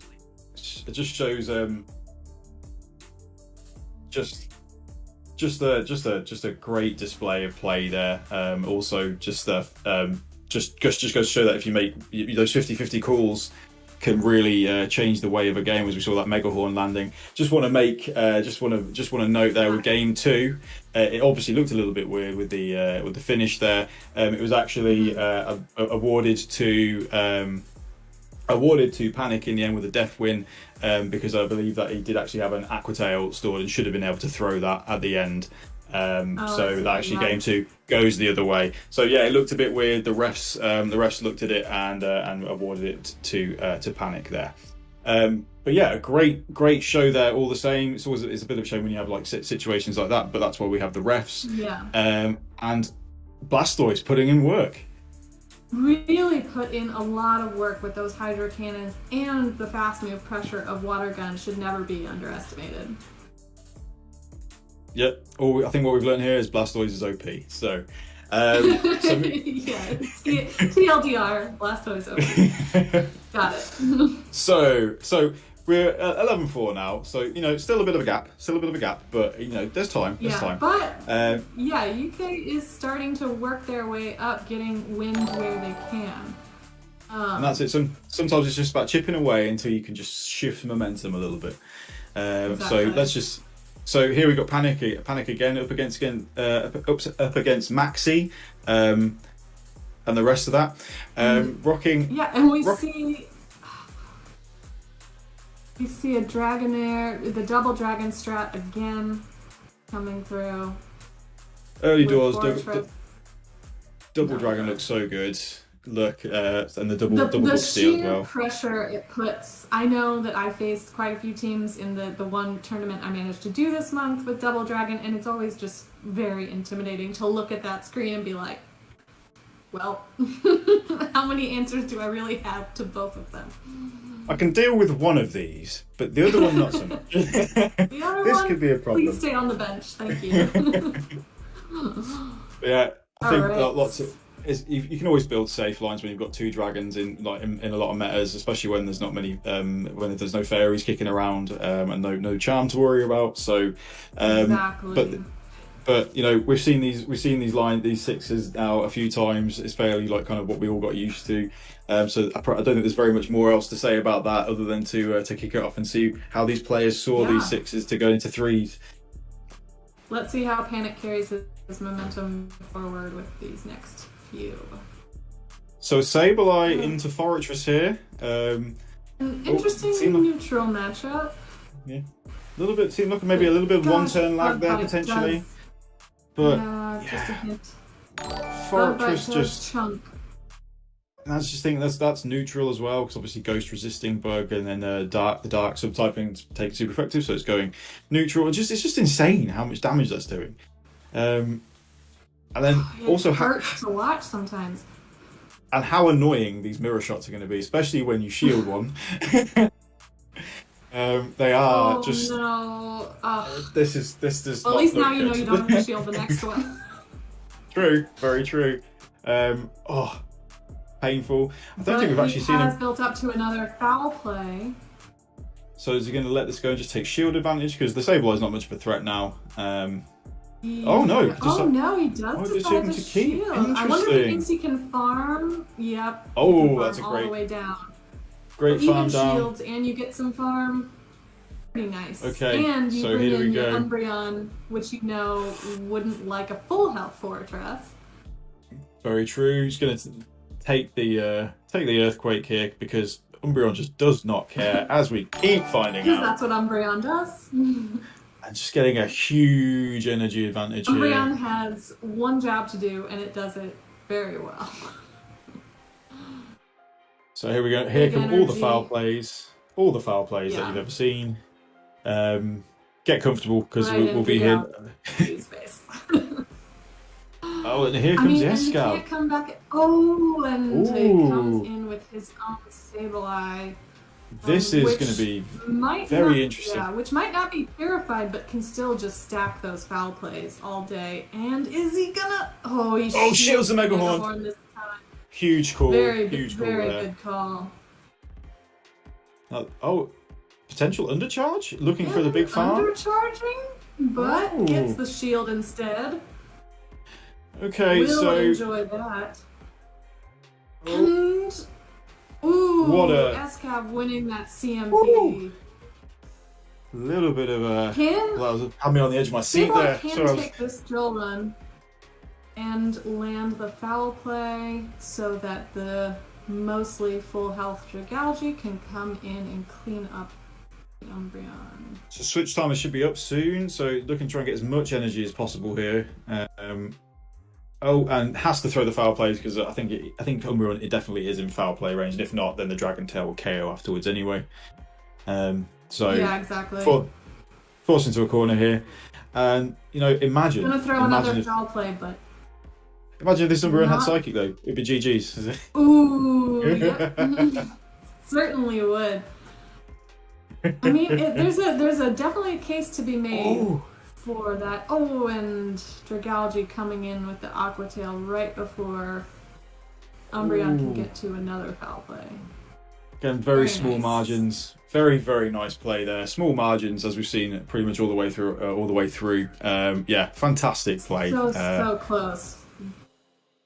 So how do you adjust there? Because you get so close, and there's almost a temptation to think, oh, that was good. I just maybe a slight change in the way that I play that means I might maybe stick with that 3, or do you change? It's impossible. It's definitely a tough call when it's that close, because you really have to analyze. Well, was there anything that I could have done differently, or is it the lineup that should be changed? Sometimes it's just a matter of swapping who's in first. True. And this is another pretty neutral matchup here, and they're both building a lot of energy, but we see a swap from great catch by Panic there. First foul play.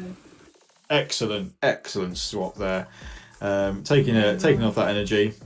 And now we have the Bug Steals. Who is the superior Bug Steal? Who will reign supreme? Drill run. Survives that drill run by a and sneaking a counter in as well.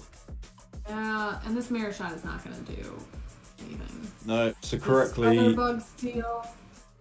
So I think SCAV is the clear winner there. you have Earthquake, but I have these fast drill runs. Exactly. Difficult. With so much energy on Dragalge, yeah, you feel like this is probably going to be pretty good for you. Maybe you see in Max's shoes, the SCAV's done the job that it needed to do now. So maybe you can just absorb the energy and just let it go. Yeah, now it can just get all this energy out of Dragalge, so that it's not as big of a threat to whatever comes in next. Which will be the Umbreon again. So here we go. With all of its own energy. And we Just don't see getting- a catch this time, just all of Valkyries.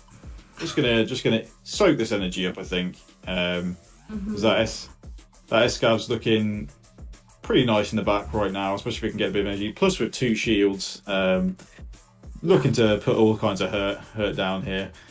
Late game You get Escav's a lot of great farm off of the not Umbreon. fun. The Umbreon getting to a foul play. As it does. As it always does. It always will. It always will. It's like Polytoad and Let energy. it On through. Wow. Okay, this is a interesting, Oh my gosh. interesting decision. With 2 shields Oh up my as well. gosh. Why? With 2 shields for both, like, it's just... And Escav letting that first foul play through from Umbreon, I don't think it can keep up with the Dragalge. Yeah, this feels like it just feels like there's no a way out from there necessarily. But Yeah. you know, I've been surprised before. Because it cannot get to that last drill run. Got the Well, outrage it still though. has the outrage, but That's pretty big. Yeah. Okay, so the Dragalge goes down. Yeah, but we still yeah. have enough health on the Umbreon. It's Umbreon, very That was good to just have with that much health in the back. Just if enough. if Obsidian ever comes back around, or if you can just use Umbreon whenever. Umbreon is ridiculous. If Umbreon is an option, maybe think about Umbreon. Definitely think about it. Wow, Yeah. that was pretty crazy. Great response there. Yeah, definitely Maxi adjusting well with his lineup there. And here we see even matchup from the start with Dragalge against Escav. As we know, with shields, Dragalge can do a lot of work here. So it's going to let the first Aquatail through here. See Maxi there rocking the Escav double dragon line, which is also very, very popular in my experience. Just a very solid line that gets out of most of the meta. Getting a shield here with a drill run. And returning the favour with the Aquatail. As the next drill run ready? Oh, he's Okay, going so- to save that. Well, it's time to give it switch advantage there. With a little bit of energy in the wands, Dragonair can win this fairly comfortably. So yeah, Dragonair a big pick this month, I think. Like really fun to use. Classic Sylphmon, of course. So definitely. We see a bit of an undercharge on this drill run. Oh, So very nice. A little farm. Just one Okay, so counter this- in there, I think. So where do you go from here, though? Like, you're making a call on. Do you want to try and get some energy on Dragalge? Are you saving the Escav in the future for potential sack swap? This is going to be pretty huge. Gonna Ooh. have to... Oof. Got a shield. Could not Got a farm shield. That Dragalge from actually could not farm all the way down before giving up his last shield. We're having to give up Now that shield it's there. gonna have energy for... Ooh.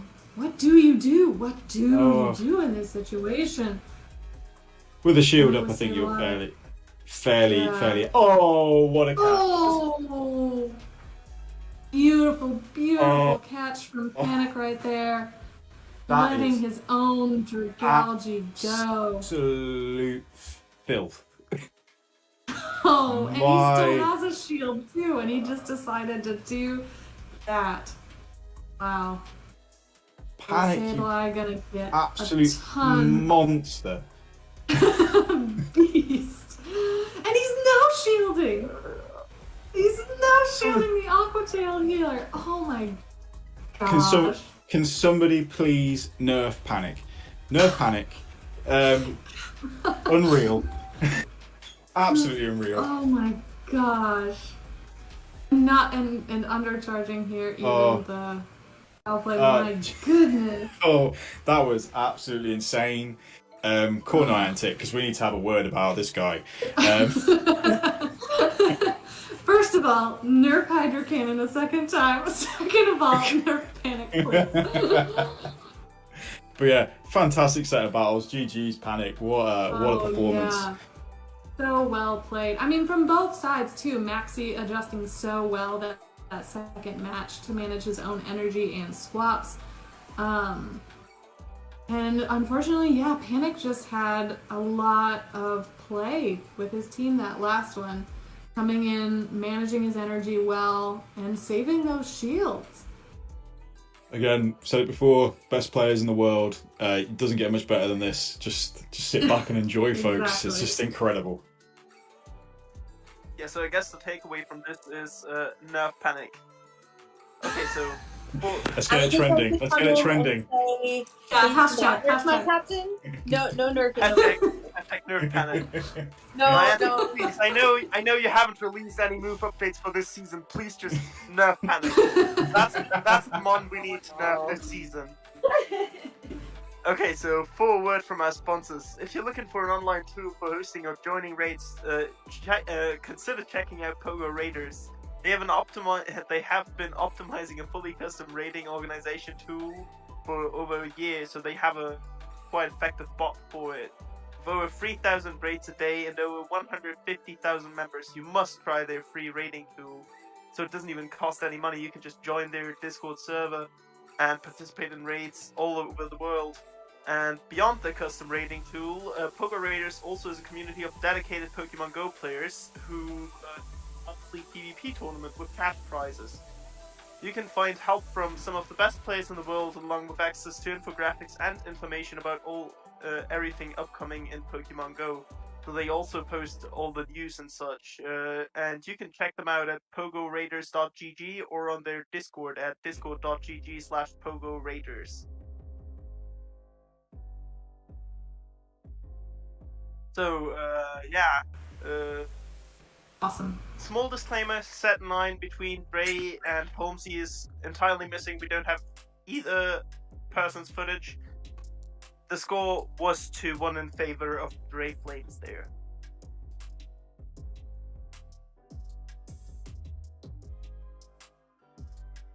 Yeah, Kim and I will be shoutcasting the last couple of battles if I got that correctly, so say bye to Cass and Jan.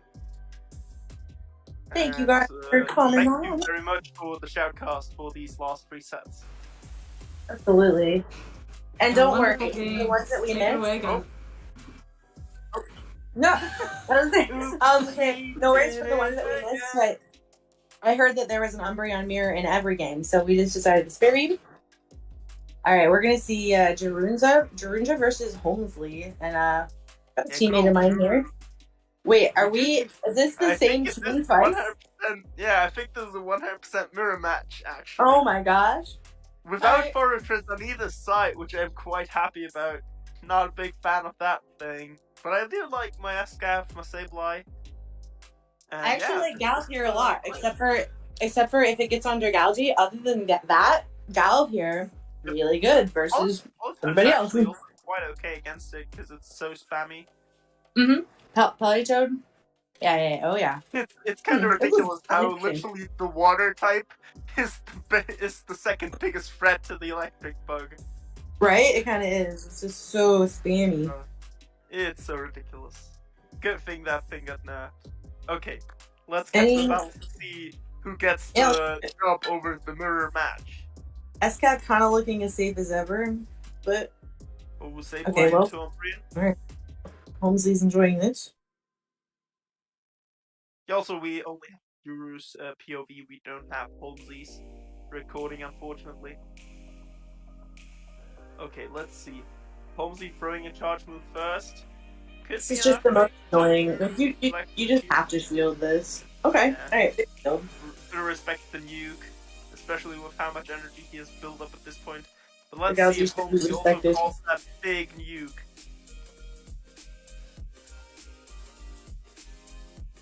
Okay. Yeah, calls the big nuke, shields it up. Probably gets the second shield. Not before getting Aqua Tailed though.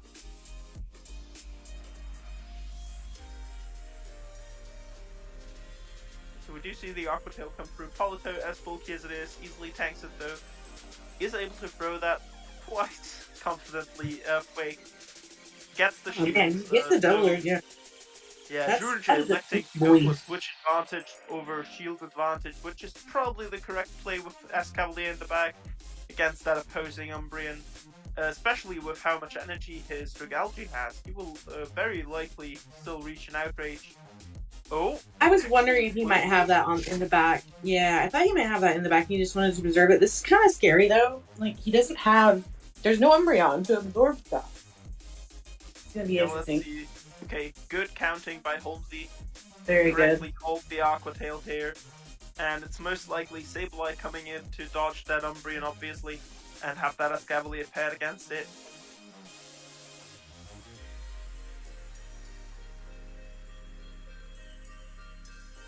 Yeah, would you see the Outrage getting rid of that Sableye almost entirely? That's right. But like this is trying to snipe it with the Umbreon, get an energy advantage. Umbreon is just gonna. Yeah, I just don't think Gymbreakers has much play here. Yeah, I'm not sure whether the foul place on the Snarls will do enough. It's quite IV dependent, I reckon. With the shield, of course, he can tank a Mega Horn. Yeah, never mind. With the Snarls, due to how much energy and in that regard, like due to that counters, you want to keep swap advantage, but like at what cost? You almost can't without bringing Umbreon. Yeah. The Umbreon is just way too thick. Shields down and can easily get rid of that Escavalier with the double foul play before it is able to reach 2 charge moves. And yeah, we do see Sableye come in, foul play the Umbreon. Won't even KO. And also, we did see Holmesy correctly predict the Drill Run bait, despite not even needing it, so he still even had the shield at the end there. So we do see a win for UK 13-6 right now in favor of USA. I wonder if Drew pops out that Umbreon. I feel like if you're not going to bring the Umbreon, you have to bring the bulkiest Pokemon you have. And not Sableye. Yeah, Sableye, it's kind of awkward how okay-ish Sableye is in this meta. When like, I would actually absolutely love it to be great. Yeah, we do see Dragalge in the mirror lead, and we do see Gymbreakers bringing his Umbreon. Yeah, this is much more exciting than the Umbreon mirror, especially because these fast moves do just do so much damage. We do see a shield by Gymbreakers, which he probably expects to get back with the Outrage after this matchup is over. I was gonna say, see, I have a worse Dragalge, and I can like shield that and still lose, but his Dragalge is decent. I like the saving. Yeah, I like saving all that energy we have now. This is interesting. He did bait out the Gelf for his Umbreon in the back, but at what cost? I think just let this go. Yeah, let's let it go, and then like double Dragon Tail. No, it's a discharge. Outweigh the timer, but it doesn't matter because you're gonna get farmed down anyway. Like, there's not gonna be enough time. He could throw 2 Aqua Tails with Dragalge. Yeah, that's what I was wondering was gonna happen. But I like this too because now you can clear your debuff. Exactly. Also, the thing with Dragalge, I'm pretty sure it's in 1 Volt Switch range, so he needs to be really wary, sneak in that he could transfer, or sneak in that he could get during the Aqua Tail. Okay, he got both shields now. Okay, but he loses one of these Aqua Tails. No, because I believe the Galf goes down to this, does it not? Okay, perfect. Okay. Yeah, it does. So he is able to throw that second one as well. Still. You didn't shield it.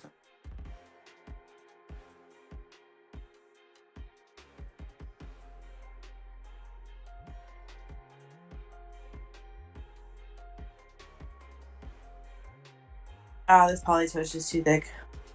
Yeah, I'm pretty sure Politoed With a wins shield. this because of how thick and especially because of how spammy it is. Yeah. Thick shield energy advantage. GG's.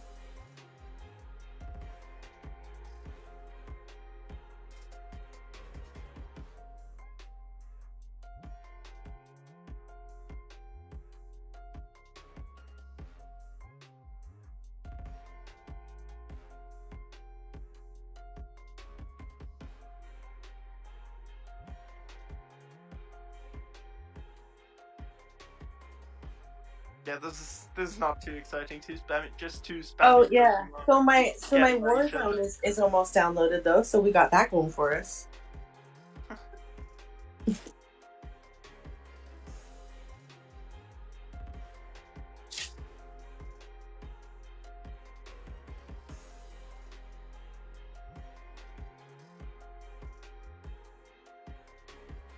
Holly.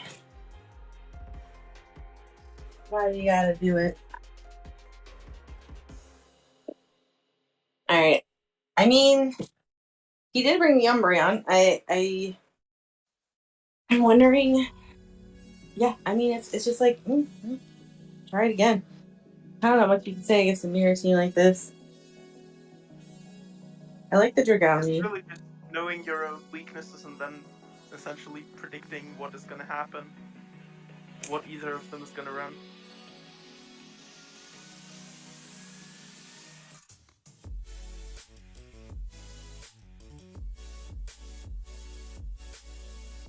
We do see The timing.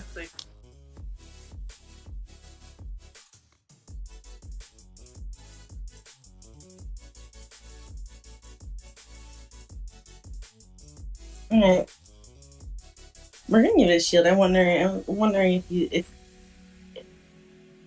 he's just gonna come out of this and save it.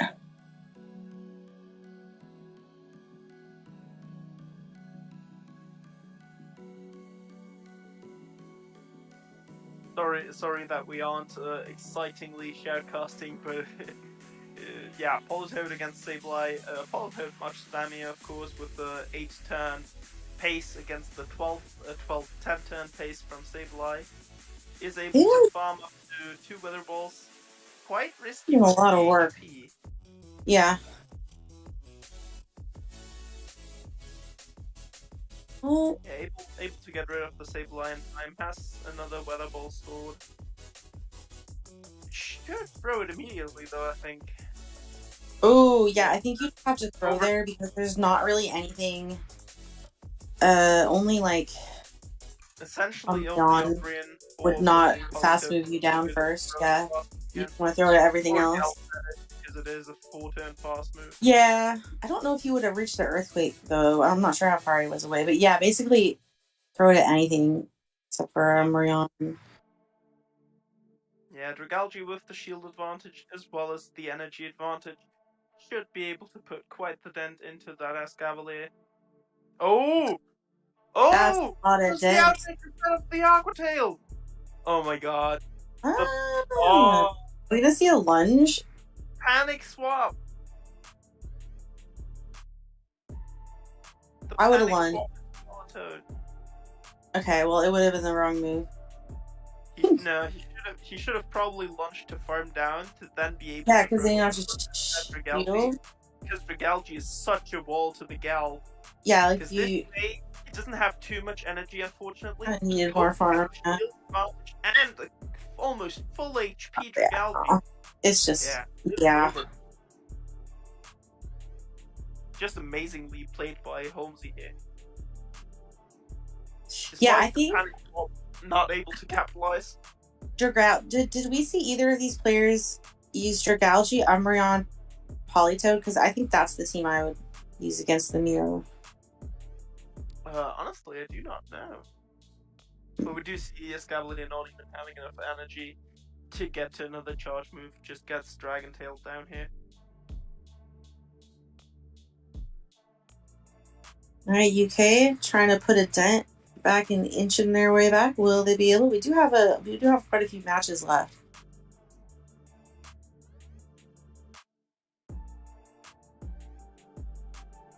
(13-8), so we're 7 sets in. let's go over to set 8. We do see Rice versus Cleonard, and now we pick up where we left off earlier in pair 1 with two of the best battlers in the entire on the entire server, essentially. Absolutely, in the world. These seem Well, very similar. I see the Fortress. I'm starting to like Fortress after watching all of these battles. I mean, I've seen a lot of battles with Fortress, but in this particular meta, I'm liking it. So it instantly makes Rise's SCAV just not as good because Umbreon just not as good. But SCAV, however, SCAV looks really good against C Leonardo. Just really safe. You can excuse my language. Put that shit on everything, except for the save. And I'm interested to see where he that is.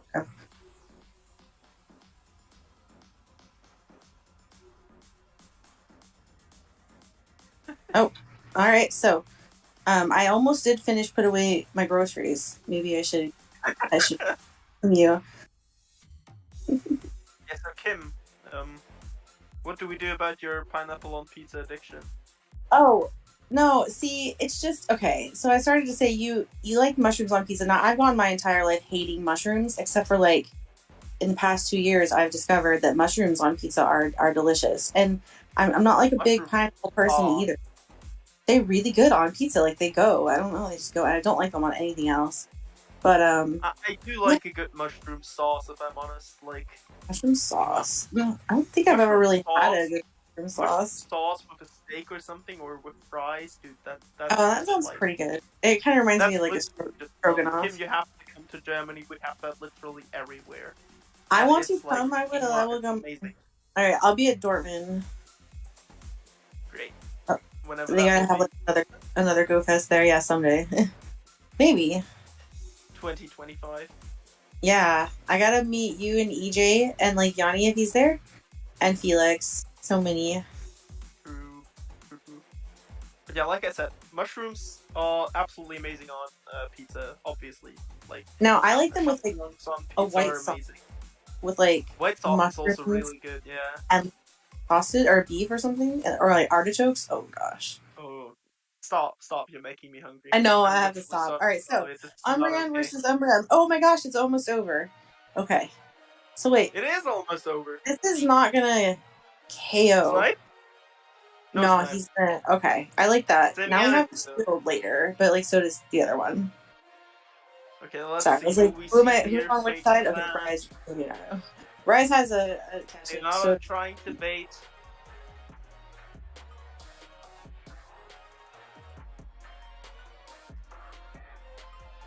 Ooh, big shield on that Aqua Tail.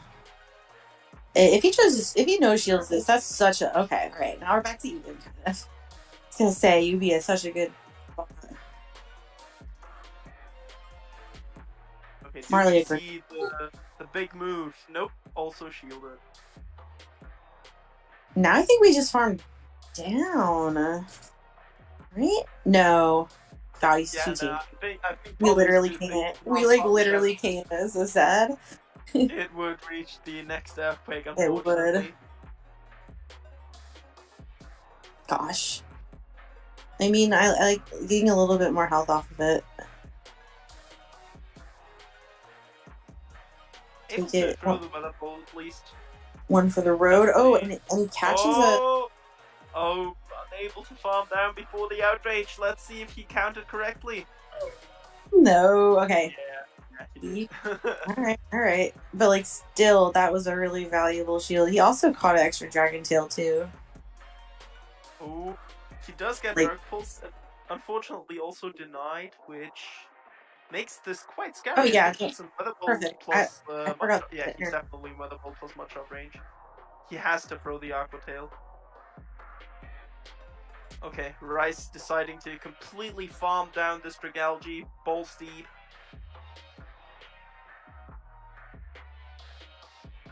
But yeah, this game is over. The Politoed has energy, the Politoed has HP. There's nothing that could stop this Politoed. Yeah. I got one of them Solar Beam Umbreons for you.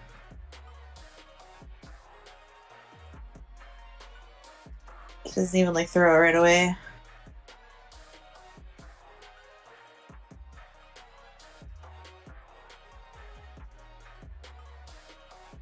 This Polly's on fire. Oh Yeah. man. Oh, Almost timeout. Holy it's shit. timer. Oh, that's what you get for having a Politoad, Umbreon. Politoad, Umbreon every game. Well, we did start with an Umbreon mirror. We learned Spammy a lot. spammy bulky Pokemon. Time goes by. We haven't really seen the fortress yet. I have started to like it, but I guess it doesn't look amazing versus everything. But I don't know. I feel like we're gonna see it. Oh, there it is! Oh, he's got coverage for Umbreon in the front and the back. Like, and I bet Rise is gonna go ahead and avoid either of those Umbreon counters with his counter with his Umbreon anyway.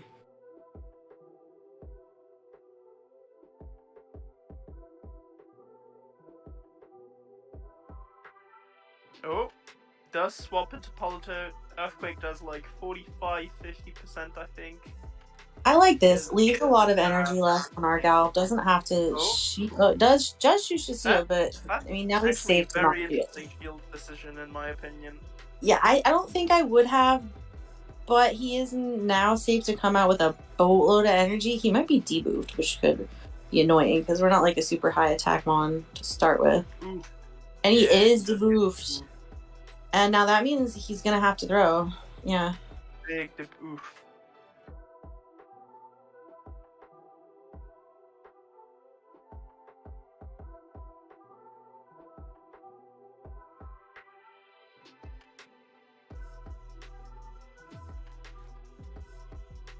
Yeah, Polly's still super spammy, has a bunch of energy, able to fire it off at the Escavalier.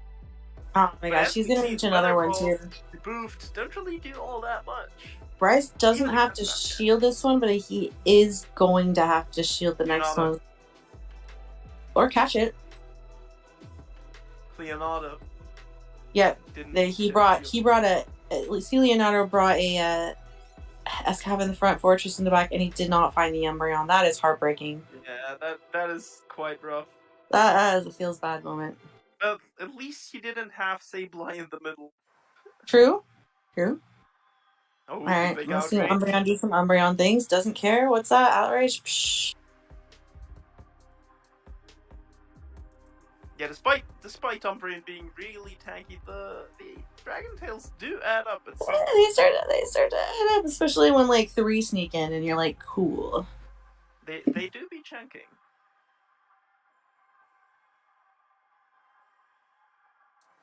Did you hear?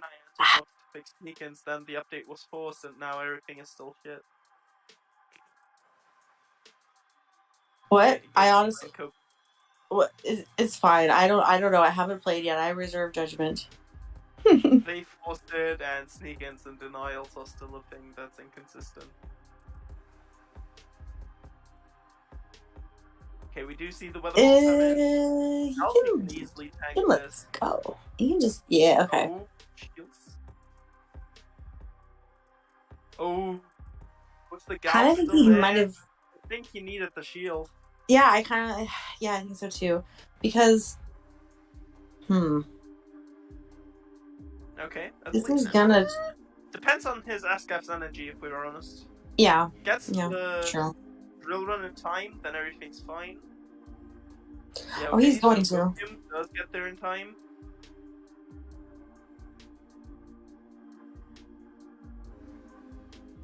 Yeah, I think you should be able to counter down Politoad after.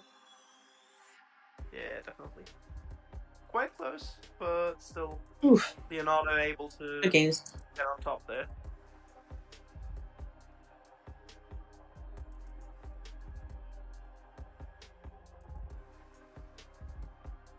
So we're 14-9 right now. Let the Are we 1-1 in this? I do think so. I know it goes by points. Okay, I think yeah. I'm just interested to see. All right. kind of wonder. Well, that's just interesting. Let's see what we got in the back. Oh, we have a same. This is very similar. Same back lines for both. Yeah. Oh, wait, were there Umbrians in the back line? Yeah, they both have Umbreon and Polly in the back. Oof. So different leads, same back lines. Please don't counter swap into the mirror. Yeah, I just like counter swapping it. I hate Dragalge on Dragalge. It's such a waste. Oh, Leonardo stays in. Please don't catch it out. Oh, okay. So, Kim, did you hear? Was it Peru the last? Please don't catch it. Oh, I thought you were saying, did you hear? I was like, I did hear, and so did he. He did not. He got a lot. You were in Peru? My brother was a foreign. I was in Peru for 2.5 weeks. Yeah. That's awesome. My brother was a foreign exchange student. How who did you stay with? I stayed with Ash Pokem Team 96. Oh, okay. Oh, that's awesome. Did you guys I know you got together with some people. Was it like it wasn't like official events, right?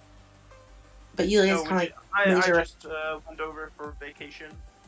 Oh, okay. Just, like with nothing especially Pokemon related and planned. Oh, that's nice to meet somebody. We saw Escav and it's not gonna like this. I don't think it's gonna KO. Especially because the Umbreon is very close to having the second one ready. It's not gonna get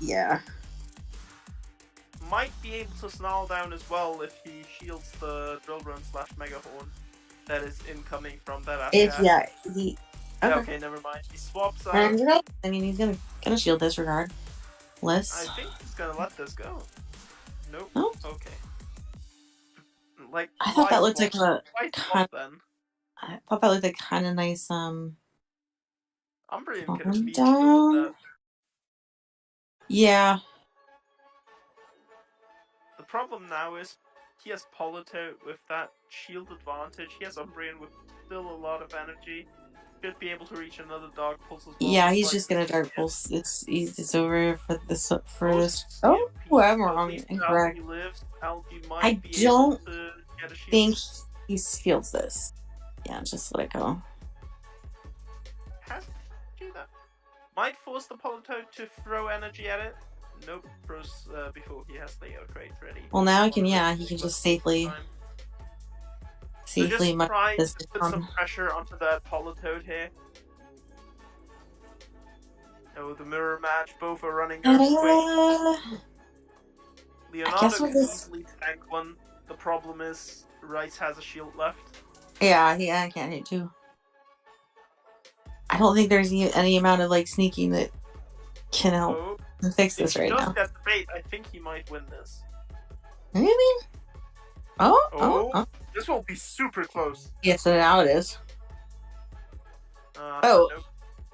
Due to the sneak in, able to outpace by one fast move there. And Leonardo realized that. Yeah. The problem now is that Rice can get some extra energy from it. But hey, at least he got some extra chip damage off, so he might have put it in Last Resort range or something. Or Last Resort plus Dragon Tails or double foul play. And with how healthy Umbreon still is, he does need to throw an Earthquake at it. Oh, gets the CMP though. Needed to catch the Earthquake on the Dragalge. Yeah, he really did. Unfortunate. Yeah, Umbreon is thick, but not thick. A charge move. Umbreon doesn't like so much. And finishing with the Toad. I believe that was, so like Escav into Dragalge, very close, kind of even matchup. Same in the back. Just a matter of management there. Polly's menace.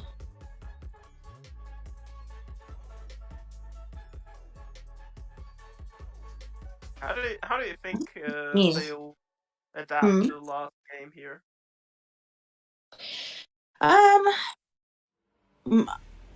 Sorry, I missed something. That was you.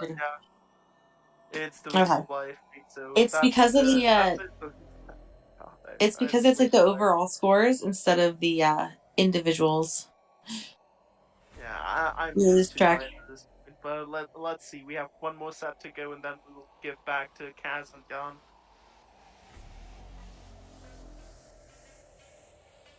Correct. First we have the 2-1 set. Oh. Okay, so we have Hold another on. 2-1 before the next set which we are going to show across, which is the last set of pair 1 between Pocket and Leonardo. So the last amazingly high set of this set, I'd argue, due to the extreme quality of the players. While all of the battlers are absolutely undoubtedly very good, these are like the creme de la creme of these two teams. The strongest battlers of each of I them. do not want to face them. And so wait, we're missing one of the pairs video. Is our points updated? Yeah, we get the 2-1 update because we don't have the footage for the battle. So it's 17-10. All right. And that was Dre Flames versus it wasn't Leonardo. So Pocket against Holmesy. Okay, so we're 17-10 going into this one. A Hot Pocket. Oh, we may see the Samurai. I mean, it's there. It's tempting me. I'm hoping there's hope. Samurai's quite okay here. The only thing that it's really, really afraid of is the Regalki because it What's it's Mega Horn basically and Hydro Cannon. Is there some other move I don't know about that instead of Mega Horn that anybody might possibly use here? Technically Hydro Pump and I don't remember the third move that it learned, so I'm gonna check that real quick. I'm gonna be honest, that's one of the very few moves that I do not remember for. It could technically have Blizzard, and Razor Shell is also something that it learns. I actually don't know what Razor Shell is. Razor Shell is like the extra move, like Blaze Cake was for Blazing. Oh, yes, okay. Alright, and Razor Shell is 35 energy for a bit of damage, and if I recall correctly, might be able to debuff. We're basically looking at the same team except for Samurott for Polly, and I'm gonna go ahead and say that Polly is the better here. But you know Pocket, sometimes he's got a little spice to him. Dave. Alright, well let's see how Mr. Pocket shapes up with I like it because I mean it's C Leonardo, right? But Cleonardo. Love it. Oh, we got the mirror. Yeah, we do see the Asgard mirror. Also, fair to notice that we don't have Pocket's footage, unfortunately. Oh, Pocket. I mean, as long as we have from one, we'll take it. Yeah. A one-turn lag by Pocket. Or by yeah. Oh. Didn't realize which of the two it was. Thank you.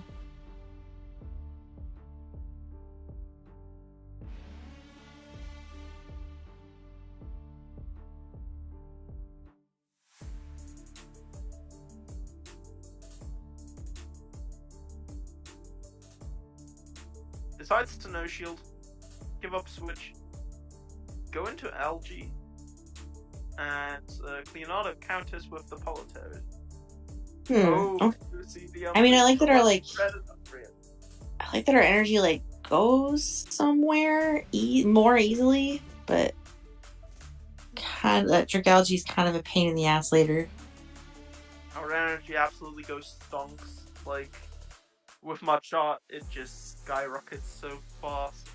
Yeah, I just mean we don't have to use a whole ass earthquake for the Dragalge, but energy going somewhere is kind of Umbreon, you know. Yeah, we will see both Dragalges in the mirror map later, which is quite nice since we both know Dragon Tail is super effective to dragons. So it will go down fairly quickly in both directions.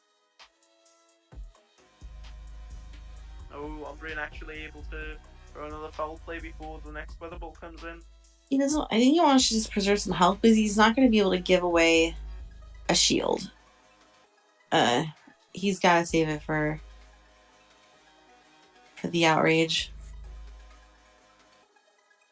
Yeah, predicted that swap into the Dragalge. Should be one turn ahead here. Nope. 0 turn swap by Pocket. able to get to that charge move. And able to get off that bait against Leonardo's algae. Therefore also able to reach another Aqua Tail in time. Due to the slight energy advantage from before. Yeah, Leonardo offensively swapping into his Escavalier to force the Umbrian to throw its energy. And to get away his shield.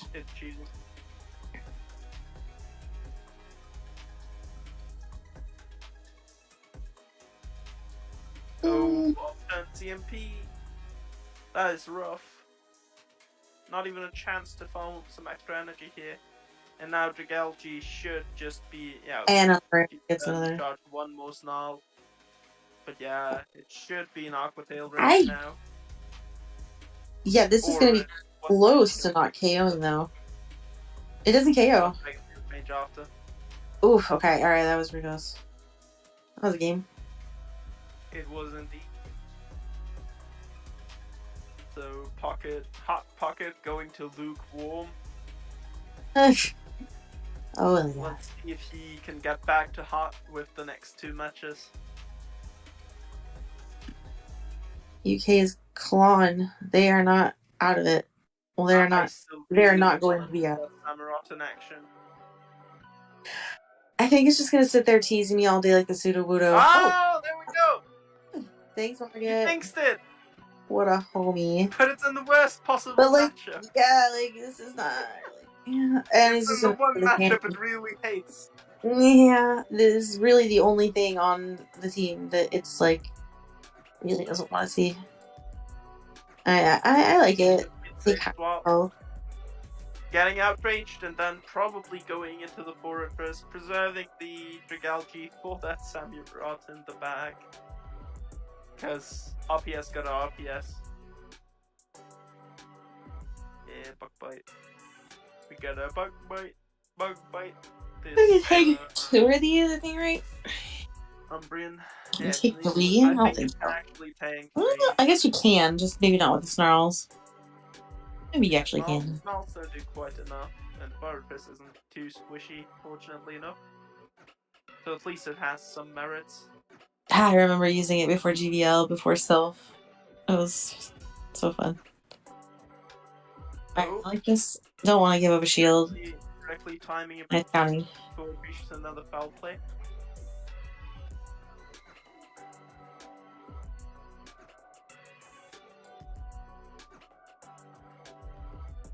Like, it doesn't even feel that great to, like, farm down.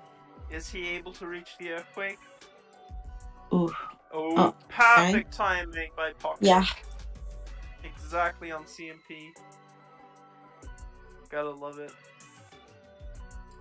10-turn pace with that Samurott, really nice. And goes into the mirror. Oh, this is like not that great. If he calls this bait. All he has like a poly back there. If he calls this bait, it's gonna be really tough. And it's not even a bait though. He wasn't at it. I don't think. Huh, it's still a bait, just not a good one. Yeah. I guess. But yeah, I don't think just like mud shot one or two. Because he can mud shot down with the two. Yeah, he can just. Yeah. I think he might. Well, maybe not now.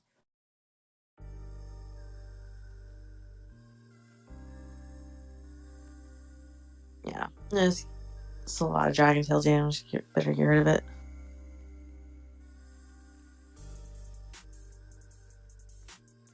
Oh, nicely. Oh my gosh, calculated. Oh, Samurott coming back in. Yes, no, not like this Samurott. He has, yeah, he's got 2 shoots. Oh, okay. Leonardo also still has 1 shield left, so I am afraid that this either Politoad or Dragalge will be able to finish off that Samurott. Yeah, okay, with the no shield here, it's definitely the Dragalge. Yikes. Room temperature Pocket. Yeah, it's terrible room temperature. Lukewarm Pocket. No. Let's see, will he get back to lukewarm or will he go to cold? Will the pocket cool down? Never. Will we see the Samurott a second time now that he No, saw it? no. we will not. Will he have the balls to bring it? Yes, we do. Oh see my the god, I am Samurott incorrect in in the lead calling. again. Holy moly. Megahorn does have a good amount. Oh, Oh, trying to that's catch. swap. Okay. Into Umbrian. Also, I mean, Leonardo, I'm thank okay you with very just getting rid of it. not using Umbrian and therefore not wasting our time here.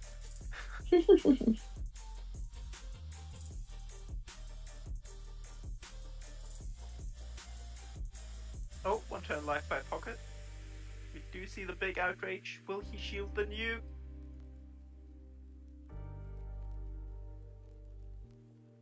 Nope.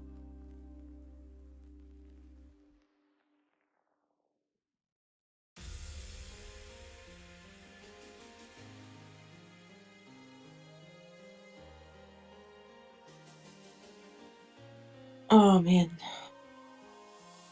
Yeah, we do see the one more Aqua Tail here. Can you just get rid of the Dragon Tail? Okay. Oh, it is just Alien. Oh. Giving up switch advantage, swapping into his own. Trying to preserve some Dragalge Okay, HP, probably for the opposing Samurott. He's getting close to Fury Cutter range. That poor Samurott. Getting bullied all the time. I think extra counter just came through there, it just didn't show.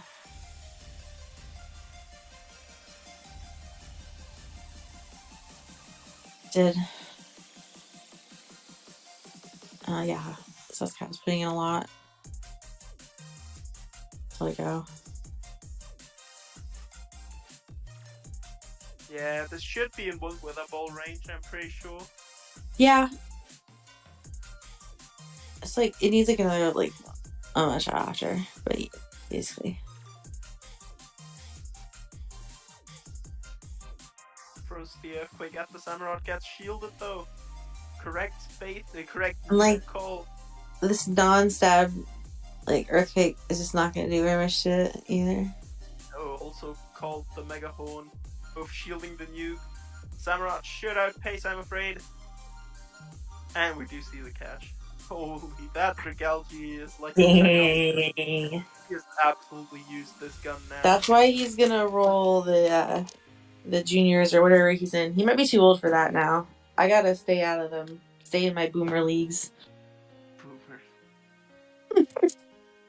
Yeah, we do see Pocket go to cold. The Pocket cools down on the table.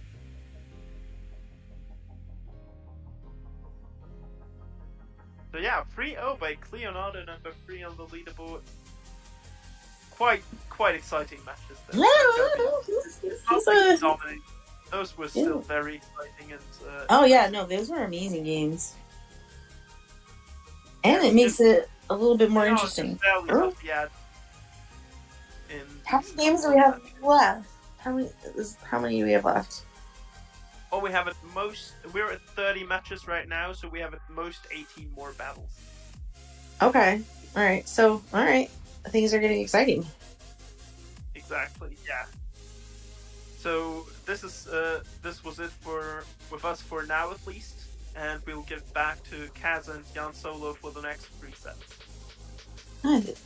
I'm excited. Let's go. Thank you very much, guys. Wow. Let me just say, what a catch with the Mega Horn. Oh my days. Oh, I think we're on mute there as well.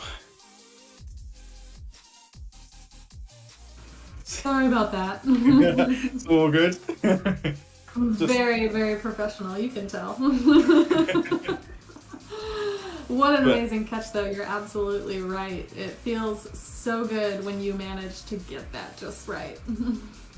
Just, yeah, especially with the Fury Cutter, having to kind of keep track of energy with a Fury Cutter fast move as well. Just impeccable. Just like impeccable. a bug bite. almost impossible.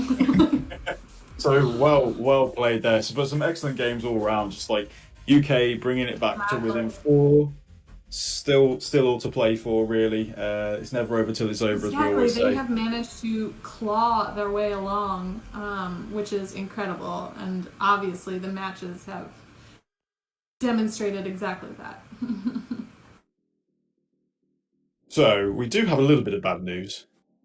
Unfortunately, viewers, the next game which we were supposed to watch would have been Dre Flames versus Hawkeye. Regrettably, this set is actually missing because of missing files and corrupted footage. But the result there was 3-0 to Dre Flames in that particular matchup. So we'll be moving on to the one following that, which is Big Green again coming in for the USA to be playing against Richie Beckett 85 for the UK. So yeah, it has a Reggie Rock, the first one we've seen. Reggie Rock hype, yes. Great League Reggie Rock. It's a thing. Be afraid. It's amazing. I think it's just I played a lot with it back in last season in Labyrinth, I think it was, where it was really like a really hype one, and it just like it blew me away. I was so glad that I managed to have one under 1500 that I wasn't playing at the time. No, now I'm thinking in my head, I'm like, wait, do I have a Reggie Rock under 1500? Probably not. If you can get hold of one, just get one because it's so much fun. It's hype. But yeah, I mean, Big Green's team we've seen before. We can say what we want to say about that. But yeah, we've got the Reggie Rock there, which is awesome. But also combining that with the melodic, which we've seen with other teams, but like it's just creating a slightly different dynamic here, which looks really interesting. Exactly, and it brings up the question again of like, what moves will this melodic have? Will it have the dragon tail to kind of like create a pseudo double dragon situation, or waterfall? Here, it looks like the waterfall might not be as helpful, except against those Steely boys, but they are 2 dragons on the opposing team, so...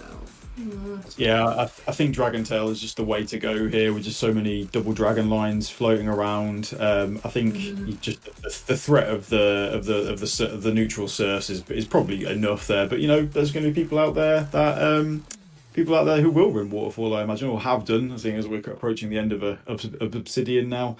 But I'm just wondering if we're going to see some of that Reggie Rock nuke action. I hope so. Let's get into it and find out. Oh, we have a not so good lead for Richie right there. Okay, so into the Escav mirror. Oh, Escav. Interesting. And it looks like Big Green has Sableye in the back, so throw your energy here, swap immediately, I guess would be the play. Grab that shield. Nope, they're just staying in. Okay. Maybe willing to maybe a bit willing to Shadow Claw down, maybe. Yeah, it's interesting that he is not swapping out. A really weird choice, I think. Yeah, Are they both just going to give up both shields here? Going to get all the Escavs out of the way? They both really hate Escav, apparently. Well, taking shield advantage there. Yeah, Richie does have the shield advantage now, so something can come in and grab some energy. Sableye with energy. Sableye with energy and shield advantage. This could be bad. Very deadly. I mean, Big Green's gonna bring in his Umbreon, obviously, but we do have a return Sableye on Richie's part, so those are gonna start coming. No power gem shenanigans here, folks. Yeah, run of the mill Sableye right here. What we got in the back? One shield Umbreon in the back, shiny with the so that 10% damage boost, swapped out of the mirror, thankfully. Wow, they both just had mirror teams there, but the lineup was enough to get Richie that shield advantage. I mean, with the Umbreon on the Sableye with shield advantage, there's not much Big Green can do here. No, I think this is kind of the writing's on the wall here. There's just no way back. Like Umbreon can tank these moves. The shield's right there. Yeah. Like, I mean, I think it's just a matter It of doesn't time even here. have to shield this return, but No. it's gonna maintain No, that energy. A little bit of lag.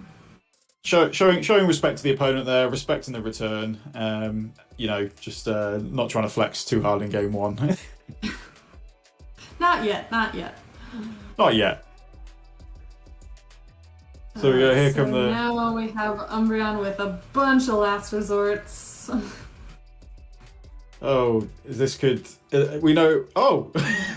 What? They swapped a Sableye. I didn't even wait, can see someone... the name. Referees? Referee just need a. What? That was pretty insane. Excuse me. I mean, I guess a good thought to try and swap in immediately, knowing they're going to start throwing those last resorts. They have the energy. Maybe thinking, oh, this game's in the bag. It's going to be streamed. Let's speed it up a bit by just chipping away with the foul plays. I guess so. So yeah, this is it's a big ask. Down, and then, oof. I mean, what we're really looking for is lag con, but it's not happening. Ugh, yeah. No, just gonna take 2 last resorts here. Yep. I mean, maybe not even. Big Green has their own saved, but still. Oh, the farm down.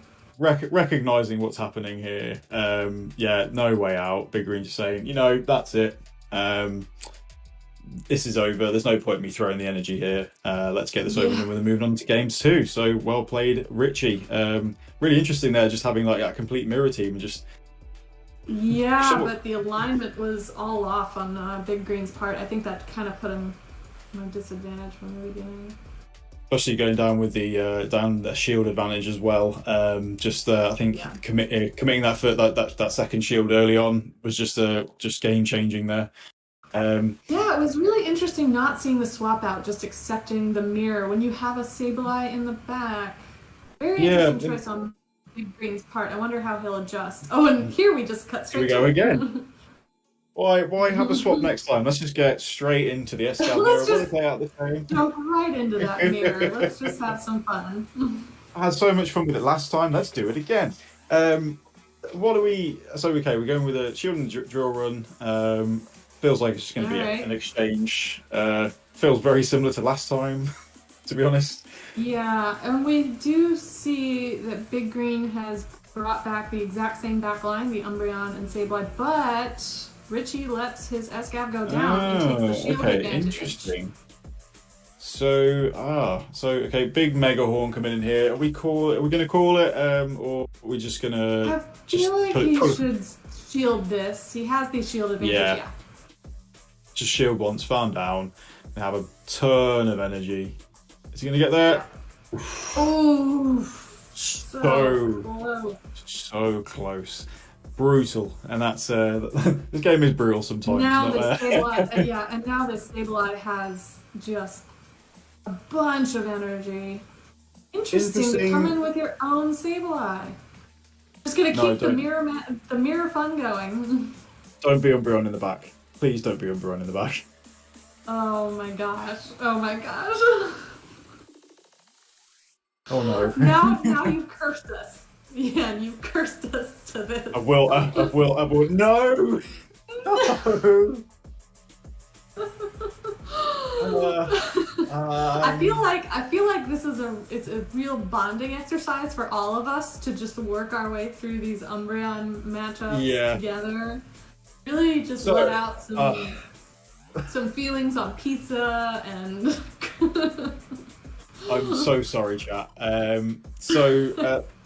Well, we talked a little bit about spice earlier, spice on pizzas and things like that. But I noticed a message in the chat that says that you're a fan of spice in PvP potentially. Me? Yep. That's what I've heard. I do love some good spice. I try anyway. I always try and bring at least one thing that that's not sort of super mainstream. For my own team in Obsidian, I think that was the spider, the scooter, the Galvantula. Oh. which we've seen some other people have on these teams here, and you've seen how it can do. That lunge and that combination of lunge and discharge can really, really help out in a lot of situations, even where it might be resisted. Just that debuff from the guaranteed debuff from lunge is incredible. It can flip so many matchups, or just create just a bit more opportunities. It's like, obviously the dragons putting it could put you off it a little bit, but you get it lined up right, and we all know how annoying that thing can be. Yeah, I definitely found it very helpful to have in the back. Oh, and I see that we're still here. We've finally got rid of one of the Umbreon. Exactly, we're one down. Now, so there goes the last shield on Richie's side, and here comes a foul play. Some Sableye on Sableye violence. This feels like this could be potentially over fairly shortly. Yeah, if his Umbreon has the energy, yeah. There we go.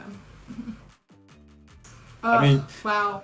Two matchups of the exact same team. Completely the same, but maybe that just shows, I think, what these top players are thinking about. If they're coming up with very similar lines, like, I think that really shows, again, a little bit into their psychology, but also how they're seeing the game, and also I think the power of these three particular picks. Exactly. Like, across they the do meta. have a lot of really great synergy together. They back each other up really well. But when you've been we're starting. Yeah. We're starting with this. But I mean, and we see that in the back he does have the same Sableye and Escav on Big Green side. So you have to wonder, if you've been using the same lineup, like, what can you do? Where can you pivot from there? Like, is it better to bring in something else?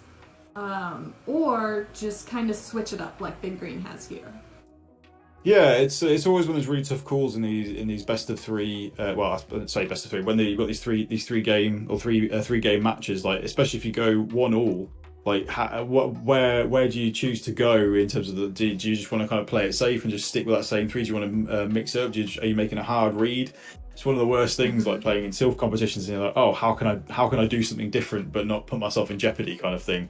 But that's the fun of the game, isn't it? I suppose. I do feel like from Big Green's side, he has that double dragon, and I feel like that could put a lot of pressure on this lineup. So it's interesting that he makes the choice to run with the same three. Yeah, because double dragon. Maybe he's just so afraid of the Milotic potentially, but you can. But then again, you can use one of those dragons to bring it out, and it's not too bad because the dragon breath from Dragonair are still going to chunk away. I know you're not going to perhaps do like a great deal of damage because your Aqua Tails are resisted, but at least you've got stab compared to Milotic. So maybe it goes a bit even, chipping away with the Aqua Tails, nice, and you get it out of the way, and just have great general play. So, but so sometimes you just get a thought in your head and you can't get it out, and then that's the. And sometimes you just feel so comfortable with a line of three that it is hard to let go of. You think like, oh, if I just move this piece this way, I can work my way around. I know. Absolutely. I've been there, so. Sometimes you just get tunnel vision, don't you? And that's it. And I again, in situations where you've lost one, and perhaps if you've won the second one with that same three, so actually no, I can get the win out of this. It can just bait you back into running that same three again. So here we have the Sableye mirror.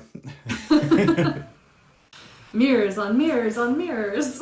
Perhaps surprising no one. I wonder what could be in the back. You sometimes just watch these games, you think, oh, maybe just one of the players might just go, you know what, to hell with it, and just throw the return, just for a bit of it, just for a bit interesting. But of course not. These are top players. They're all here to win, and unless it's for unless they've already won and they're really going for the BM, which And we do know that these three work really well together. Like, there is a lot of synergy between Sableye and Umbreon and Escav as a trio. Oh, and here we are. We've arrived. Well, here we go. Who saw this coming? Not me. Not me. Oh, but Richie gets to the drill run, and Big Green has no shields left. That's gonna hurt. Survives with 1 HP in a dream, but Richie has the shield. denies the counter though, as well, which is so he's going to get an extra counter's worth of damage off. So maybe that puts it into foul play range if he can get there. Ooh, yeah. So that might have been actually pretty big. Do it. Does it? Yes. Oh. Yeah, man. Oh man. I wonder if that denial there may have been a.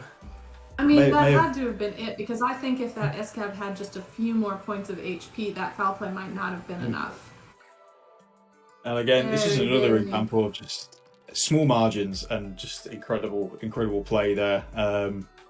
If you really know your team and can work with them, that closely to get in those little denials and those little sneaks, then it can really prove advantageous at this level of play. And that's what the difference between the points margin that we perhaps see now and one that's slightly closer. Sometimes it is decided on those little incidents. But a great match. Exactly. A great match. No Reggie Rock. No Reggie Rock. No Reggie Rock, sadly, or even the Melodic. Just the same three, but we've seen how well they work in this cup, so we know exactly why they are there. Exactly. So 22 to the USA, 14 to the UK. Unless I've just completely missed something here, which is also possible. It has been known. I'm good. I think we're all caught up now. Excellent. And now we're on to our next matchup between Zero Elite Zero and Richie Beckett's again. Wow, this is just one fun team. I love Zero Elite Zero's team. Oh my gosh, such spice. So amazing. B-Drill, one of my friends was running it and just would not stop raving about how good it was. It just looked incredible fun. B-Drill's always great. Pseudo Wudo, come on, yes. Oh my gosh, I really hope we get to see it this time. I mean, it does have some play here. We haven't seen Richie Beckett's Melodic. We don't know for sure what moveset it has, but we know they have the Reggie Rock. We know they have the Umbreon. So Pseudo Wudo with those counters really could put in some work here. Exactly, and it does. It really even those rock slides hurt quite a lot against the pretty much everything that's resisted. Although even Escab's gonna not like it as well. Exactly. So yeah, I love seeing teams which are just a bit more fun, a bit more interesting, and also being utilized at such high level. Just goes to show you don't need to run full on meta necessarily to perform well. Yeah, you don't just need to look at the top 6 Pokemon and put those all on your team. There's other ways to play, and I really hope we get to see some of that in these matchups. So fingers crossed. Let's see what they bring to the table with game 1. Starting off very different, but. Oh look, what do we have here? Oh no. And yet Richie Beckett's staying in with his own Umbreon? Nope. So here's the Melodic. Now. Shiny type attack bonus. double shiny hype. Yes, that's what we like to see. Oh, such a beautiful shiny. Such a beautiful shiny. And putting a lot of pressure even on Umbreon with these Dragon Tails. So it just eats the foul plays fairly easily. It'd be interesting to see whether Richie is going to go up to it has the opportunity for Blizzard or Hyper Beam as well as the big nuke. Exactly. Or we're just going to see go Surf. For the no shield on Zero Elite's team part. Oh, it's just a Surf, so we don't know what that second move is just yet. Who knows? Viewers, I'm sure you're hoping for the beam. Let's find out if we can find out. So hopefully you can get to another one. But equally, Blizzard's got a lot of play as well because maybe you just want to wipe out Dragalge. There's just all the options here. It's true. Melodic has a lot of options that make it a real threat to a lot. But gonna go for another Surf here, and another foul play from Elite. If Melodic doesn't shield, letting it go. Lets it go at a shield disadvantage. Are we going to see a horrific snarl down? Oh God. I think that might. No, I'm just gonna throw that last resort. Get it out of the way. We were saved that particular delight. Now we have Fortress coming in to bite, get some bites in on this Umbreon. And the Reggie here's the Reggie! comes out Yes, to the play. I'm so happy. I'm so happy. Yeah. Great. Sableye ready to throw some spammy foul plays over at the Regirock. So yeah, it takes that reasonably.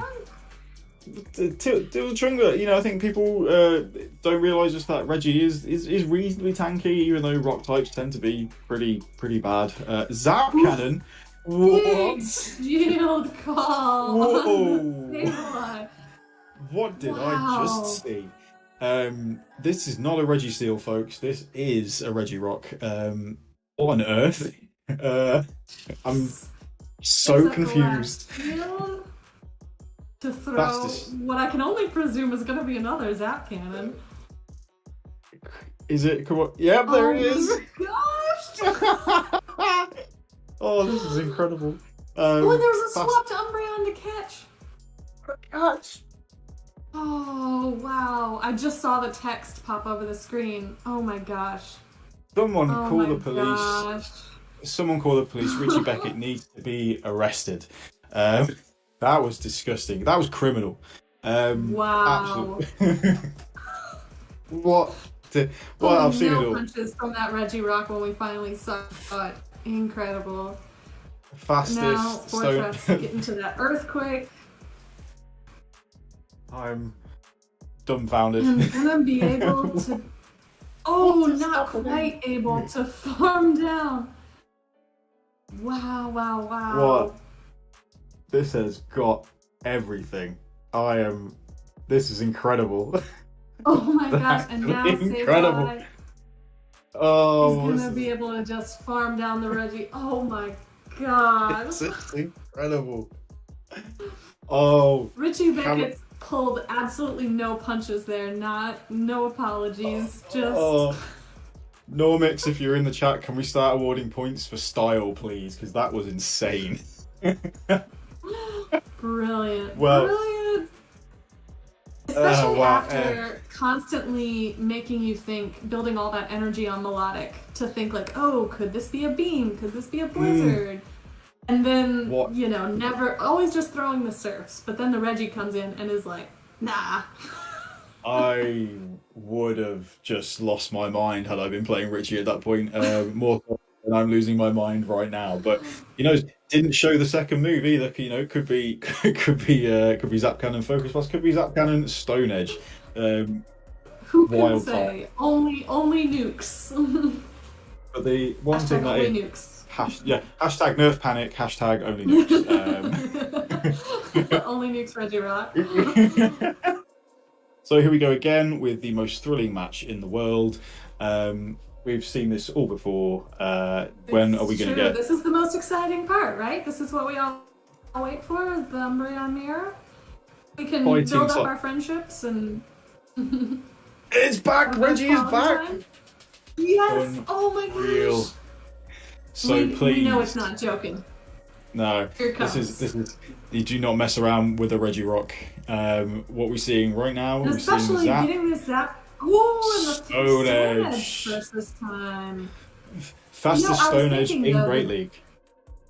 It's true. I was thinking though that throwing that Zap Cannon might be beneficial to get these foul plays, you know, the damage from them down a bit, since it's a guaranteed debuff on your opponent's attack. Especially with the Shadow Claws as well. Yeah, it's interesting that he would choose to throw the Stone Edge. And there's a Zap Cannon now. Yeah, it's interesting that he did it that way around. Do we have both shields down from Eliter? Oh, is he?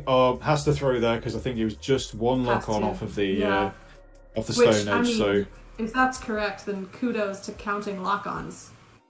These guys are just insane. Don't mess with the Zap Cam. Very, very true. This is just wild. I just cannot believe it. And I'm surprised. Here we go. Back into the real action. So I suppose it's all about balance, right? Isn't it? You have the wild pick in Regirock in the moveset, and so you've got to kind of taper it off a little bit. It's like, everyone calm down, chill out, take a breather, or several. And here comes the Escav. Yeah, here's the Escav to clean up the Umbreon. Gonna take a few foul plays in the meantime, though. So yeah, 2 shields up, but this isn't over because there's still a Fortress in the back, and there's still a good chunk of health on the Sableye. So a lot to play for here. Exactly, really, and as we're seeing, Umbreon can keep throwing these foul plays all day long. And they do chunk against Escav. It's with a couple of snarls lead. Umbreon can flip the Escav in ones if it's played incorrectly. So you've just got to always be wary. A lot of work for the Escav to do here, I think, because Fortress is going to be really annoying for the Umbreon in the back.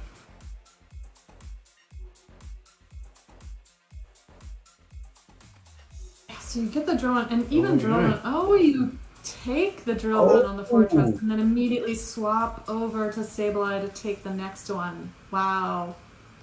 I think he was trying to throw the foul play there to get the shield.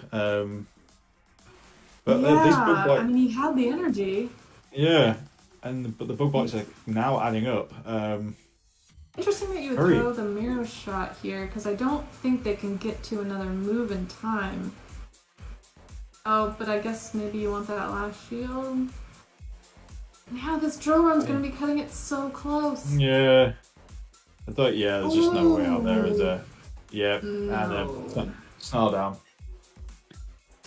Yeah, Oof. I think you would think. Richie Nugget's really trying there to save a lot of space for that Fortress, but couldn't hold it out long enough.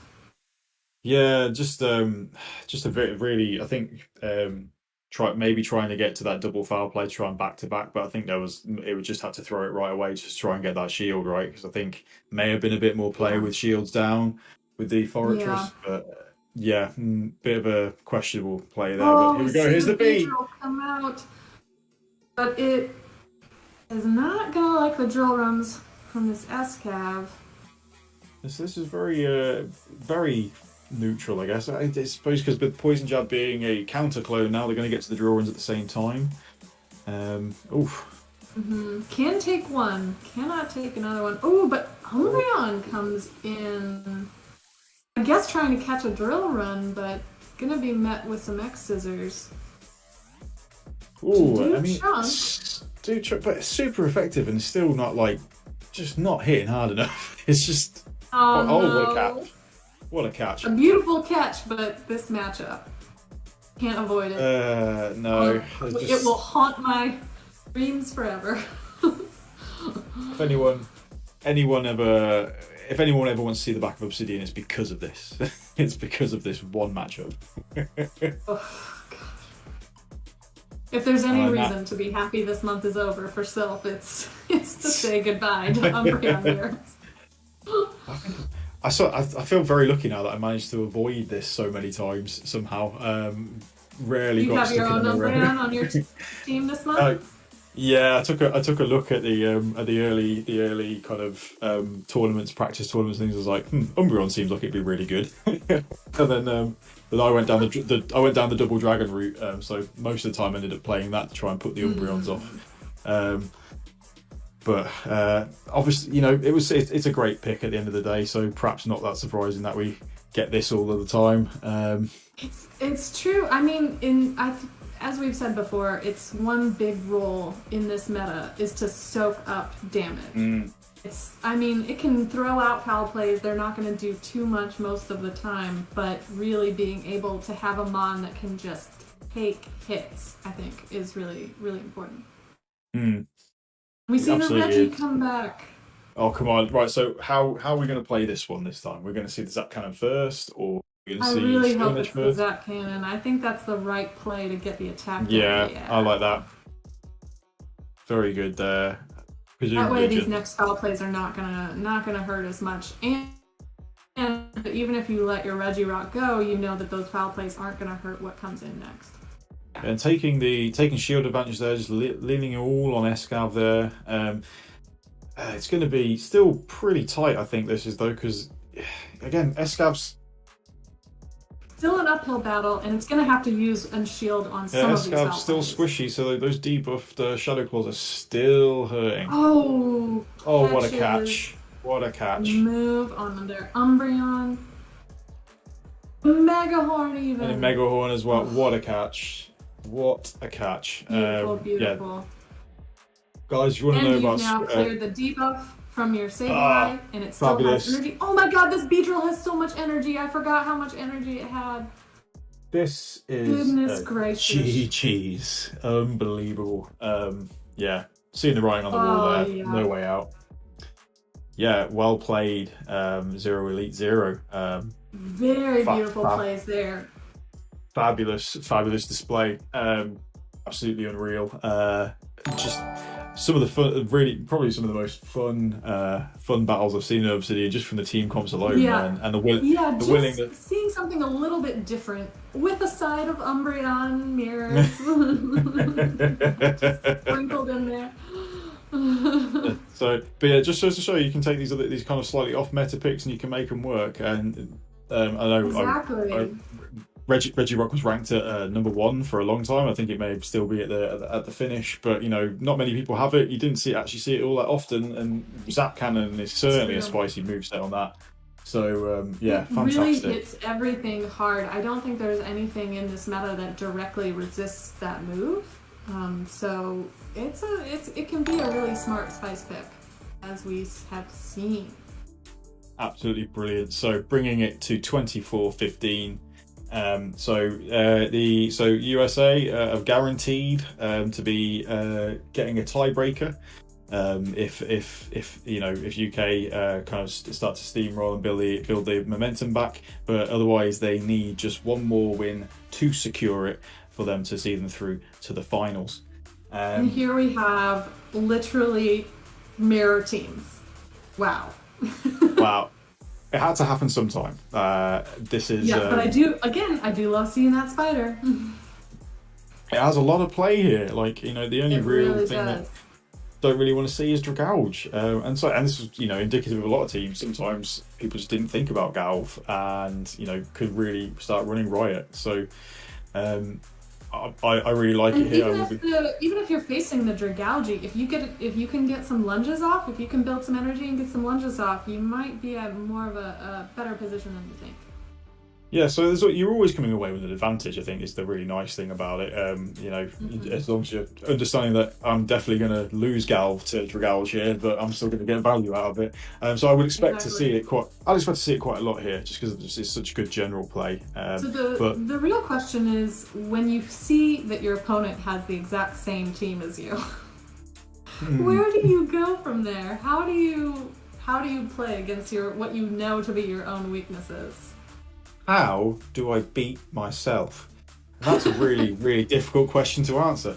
Yeah, I think this is just kind of, to be honest, in this one I'd probably be looking at and just seeing like what kind of experiment could I put forward to see like what would I least expect to see if I saw my own team, and maybe run with that, or maybe just try and come up with the the safest 3 that you can think of, get yourself. So I wouldn't be surprised to see that Sableye Umbreon core potentially with a drag in the front, maybe just to try and put off Galv or try and catch Galv in the lead or something.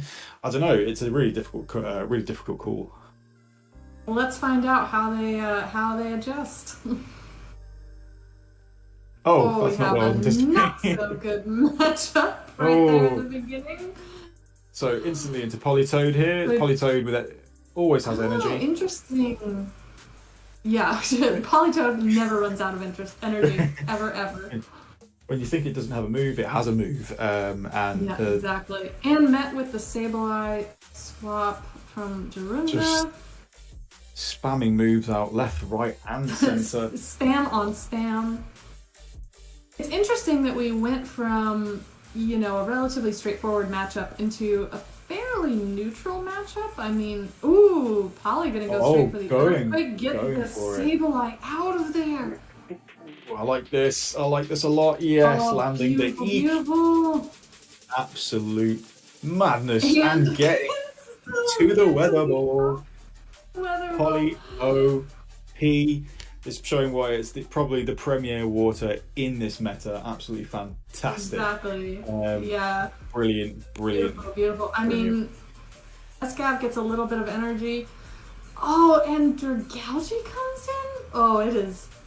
Gonna have to use all the shields here. Yeah, this could be. You know, actually have to have that great kind of secondary matchup. This could be pretty tough, actually. Got a lot to. Yeah, probably gonna have to go down 2 shields here. Yeah. From there, you can definitely farm down with Dragalge, but yeah, you've had to give up both your shields, and they still have both. And there, Dragalge comes in. And they're sneaking the Dragon Tail through as well. There's still a lot to play for, though. Like, you know, we can chip away. I mean, it's definitely not over. Definitely chipping with the Aqua Tails. I mean, they're not, you know, they're not effective, but still. Dragalge's not a tank. Sneaking another Dragon Tail through, but transferring it onto the Umbreon. Very smart play by Hawkeye there. Seeing the value in the Dragalge, perhaps end game, if we can, you know, maybe a couple of Aqua Tails. Yeah, just absolutely could be crucial at the end. Exactly. Still a shield in play though. Going to be a tricky finish, I think. Oh. Yep, and now that's gone. Now it's a race. Just throwing that Aqua Tail just in time, but I'm not even sure this is enough for an Umbreon. It might be able to get off. No, it's going to be able to get off the foul play. What do you? I think you've got to insta switch here though if you can. Or is it always going for the undercharge? Ooh. Oh! I think that was coming in to farm down. That may have been a slight error there.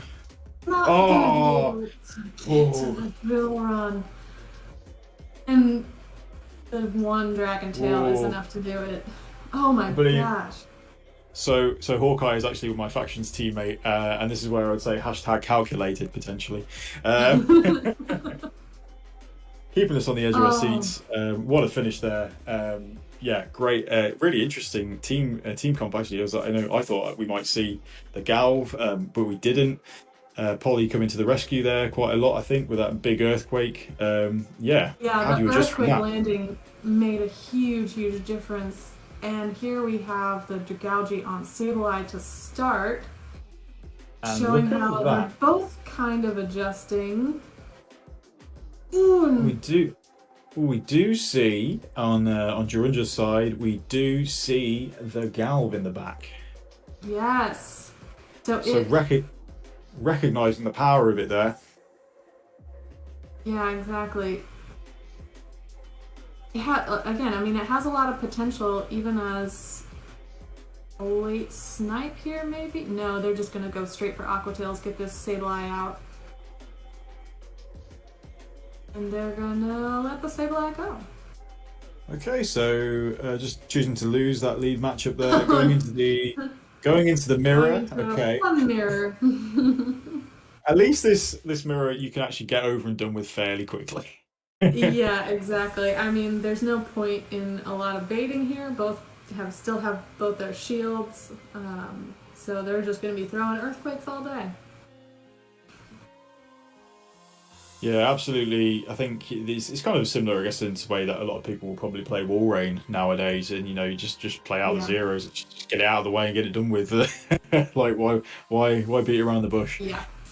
Exactly. Oh, but here we have a weather ball coming through. Getting a good chunk off there. Doing a little bit more than I would have thought actually. And yeah, good timing there by Jirunja. It's another one. I'm having a ton of energy here.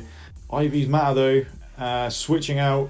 Yep, sneaking the Dragon Tail through as well. That's huge. That's huge. Yeah. With two shields, a bit of energy. this just feels like, this does not look good for. Oof, this is an uphill battle. You don't even. I mean, we really were need to do talking it. about the advantages that Galvantula can have, but this is definitely not where you want it to be.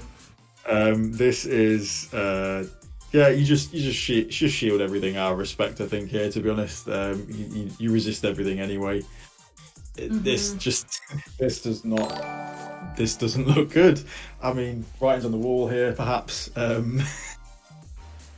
yeah, because even the Aquatails are going to start adding up. They're both letting go of all their shields, just trying to preserve. And I mean, Jorunja still has his own Dragalge for a potential sack swap. That's true. Yeah, that sometimes that's all you need, right? I think that it's if I remember, fairly energy dry from there, so it's not going to be like trying to sneak a move in there. I'll get in the weather ball though. Those 4 turn switch, too slow to KO the Politoed. Great play by Hawkeye there. Just noticing, like, let's just get this out of the way, get this done. Mud shot down. Absolutely brilliant. Absolutely fantastic play there. Just really good. Beautiful really play. Great heads up looking there, just like, all right, I've got the energy ball bank. Let's just, like, that volt switch is not going to register till turn 3. Get in, fire the weather ball, job done. Yeah, great. An impeccable sense of timing. Incredible. So that's 2 for Hawkeye there. Let's see how we do going into game 3. How does Jorunja really stacking up those points?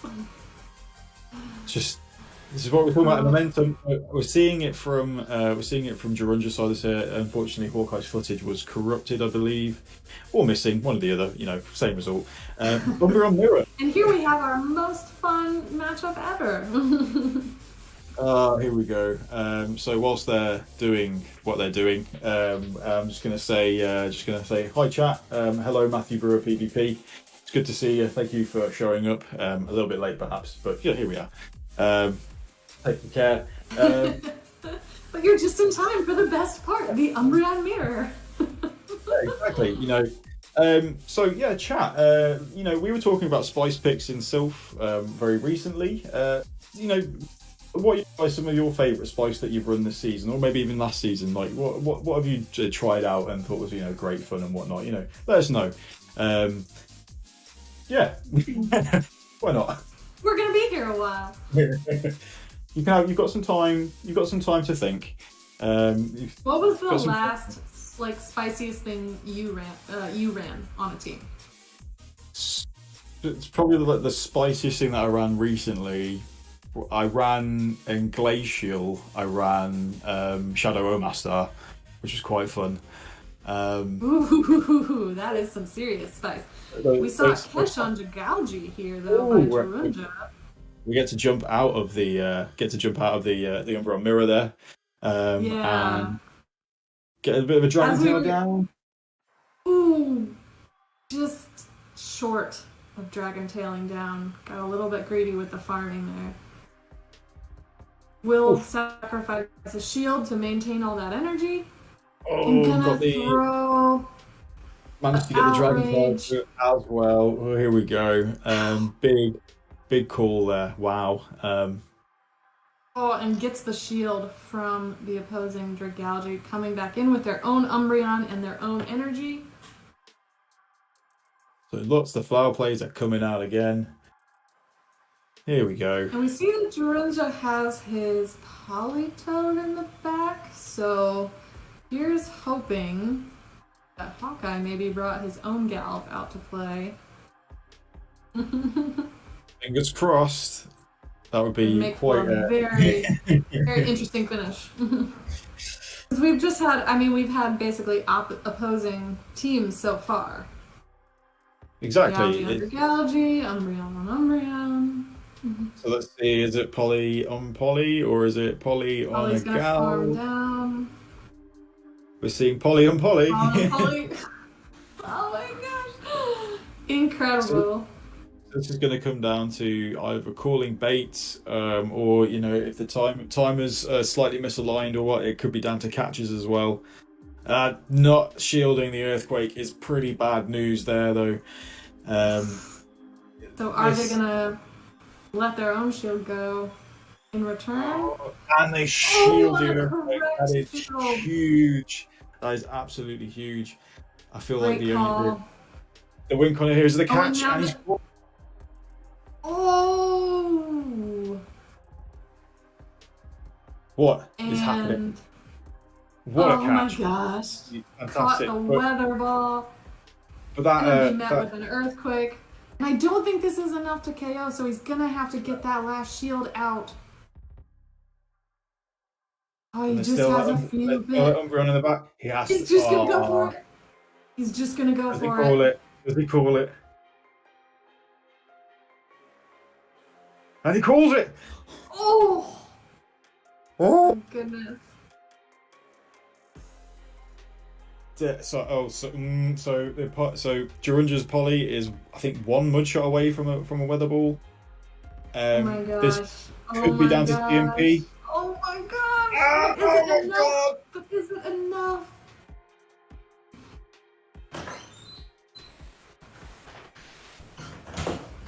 Oh. So close. Oh my gosh. That was an incredible matchup. My goodness. What? That must have been. That had to have been maybe one mud shot, if not CMP. That was crazy. Wow. That was What a finish. insanely close. What? Literally 1 HP and a dream. Every catch from both sides was perfectly timed. Just almost flawless so many catches play. that game. Like literally that last one had almost as much catches as the previous setup of 3. Jeez. And this is what Incredible. PvP is all about. This is what high level PvP is all about, guys. This is what we aim for. This is what we love to see. Just absolutely incredible, and just some of the best stuff I've seen. Fantastic. Yeah, a mastery of timing and energy is irreplaceable at this level. So here we are.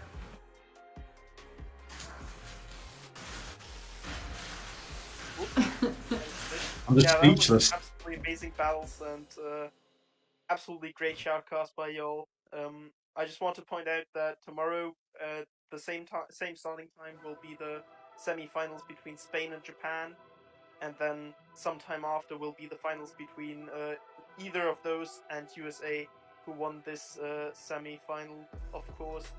And also massive thanks to the editors for this Twitch channel, who are Hisuyan Ryan and Matthew Breaker. Thank you very much. That looks absolutely great. And then Fish wanted us to plug ourselves, so I'm gonna plug my small little 15 follower Elden Ring channel, which I'm now gonna stream, and Fish is gonna rate me as nice people. Ooh.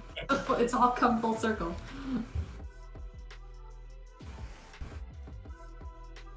Oh, hello. I'm for the battles. I'm for the battles everywhere. Twitch, Discord, and Twitter. Thanks for having us. First of all, I really enjoy these Gymbreaker battles because it's just a little something different. And yes, absolutely amazing battlers, and you guys all did a great job shoutcasting. And yeah, thank you to the editors as well. Nice clean stream. So yeah, just thanks so much, and to Pogo Raiders especially. Yeah, thank you so much for having me. I am not on the internet anywhere, but I do enjoy PvP, and I am a member of the Girls at PvP server faction, the Queen Bees. So if you see me around there in our matches, say hi. Thank you for having me. Thank you for Pogo Raids, and it was a pleasure shoutcasting with y'all. I want to say thank you everyone for having me. It's been absolutely great fun, some fantastic matches, great shoutcasting from everyone, great hosting, great editing, just fantastic work across the board. Thank you to chat as well for just being great sports as always. I'm getting ready to stream at some point in the near future, but you can find me with mediocre PvP content on Twitter, Yansolo PvP 19. But other than that, thanks everyone. It's been a pleasure, and hope we get to do this again sometime soon. Yeah, looking forward to it.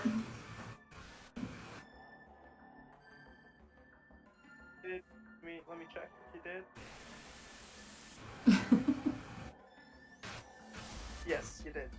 Ilia's working on it. I'm excited for Ilia. I didn't know you streamed.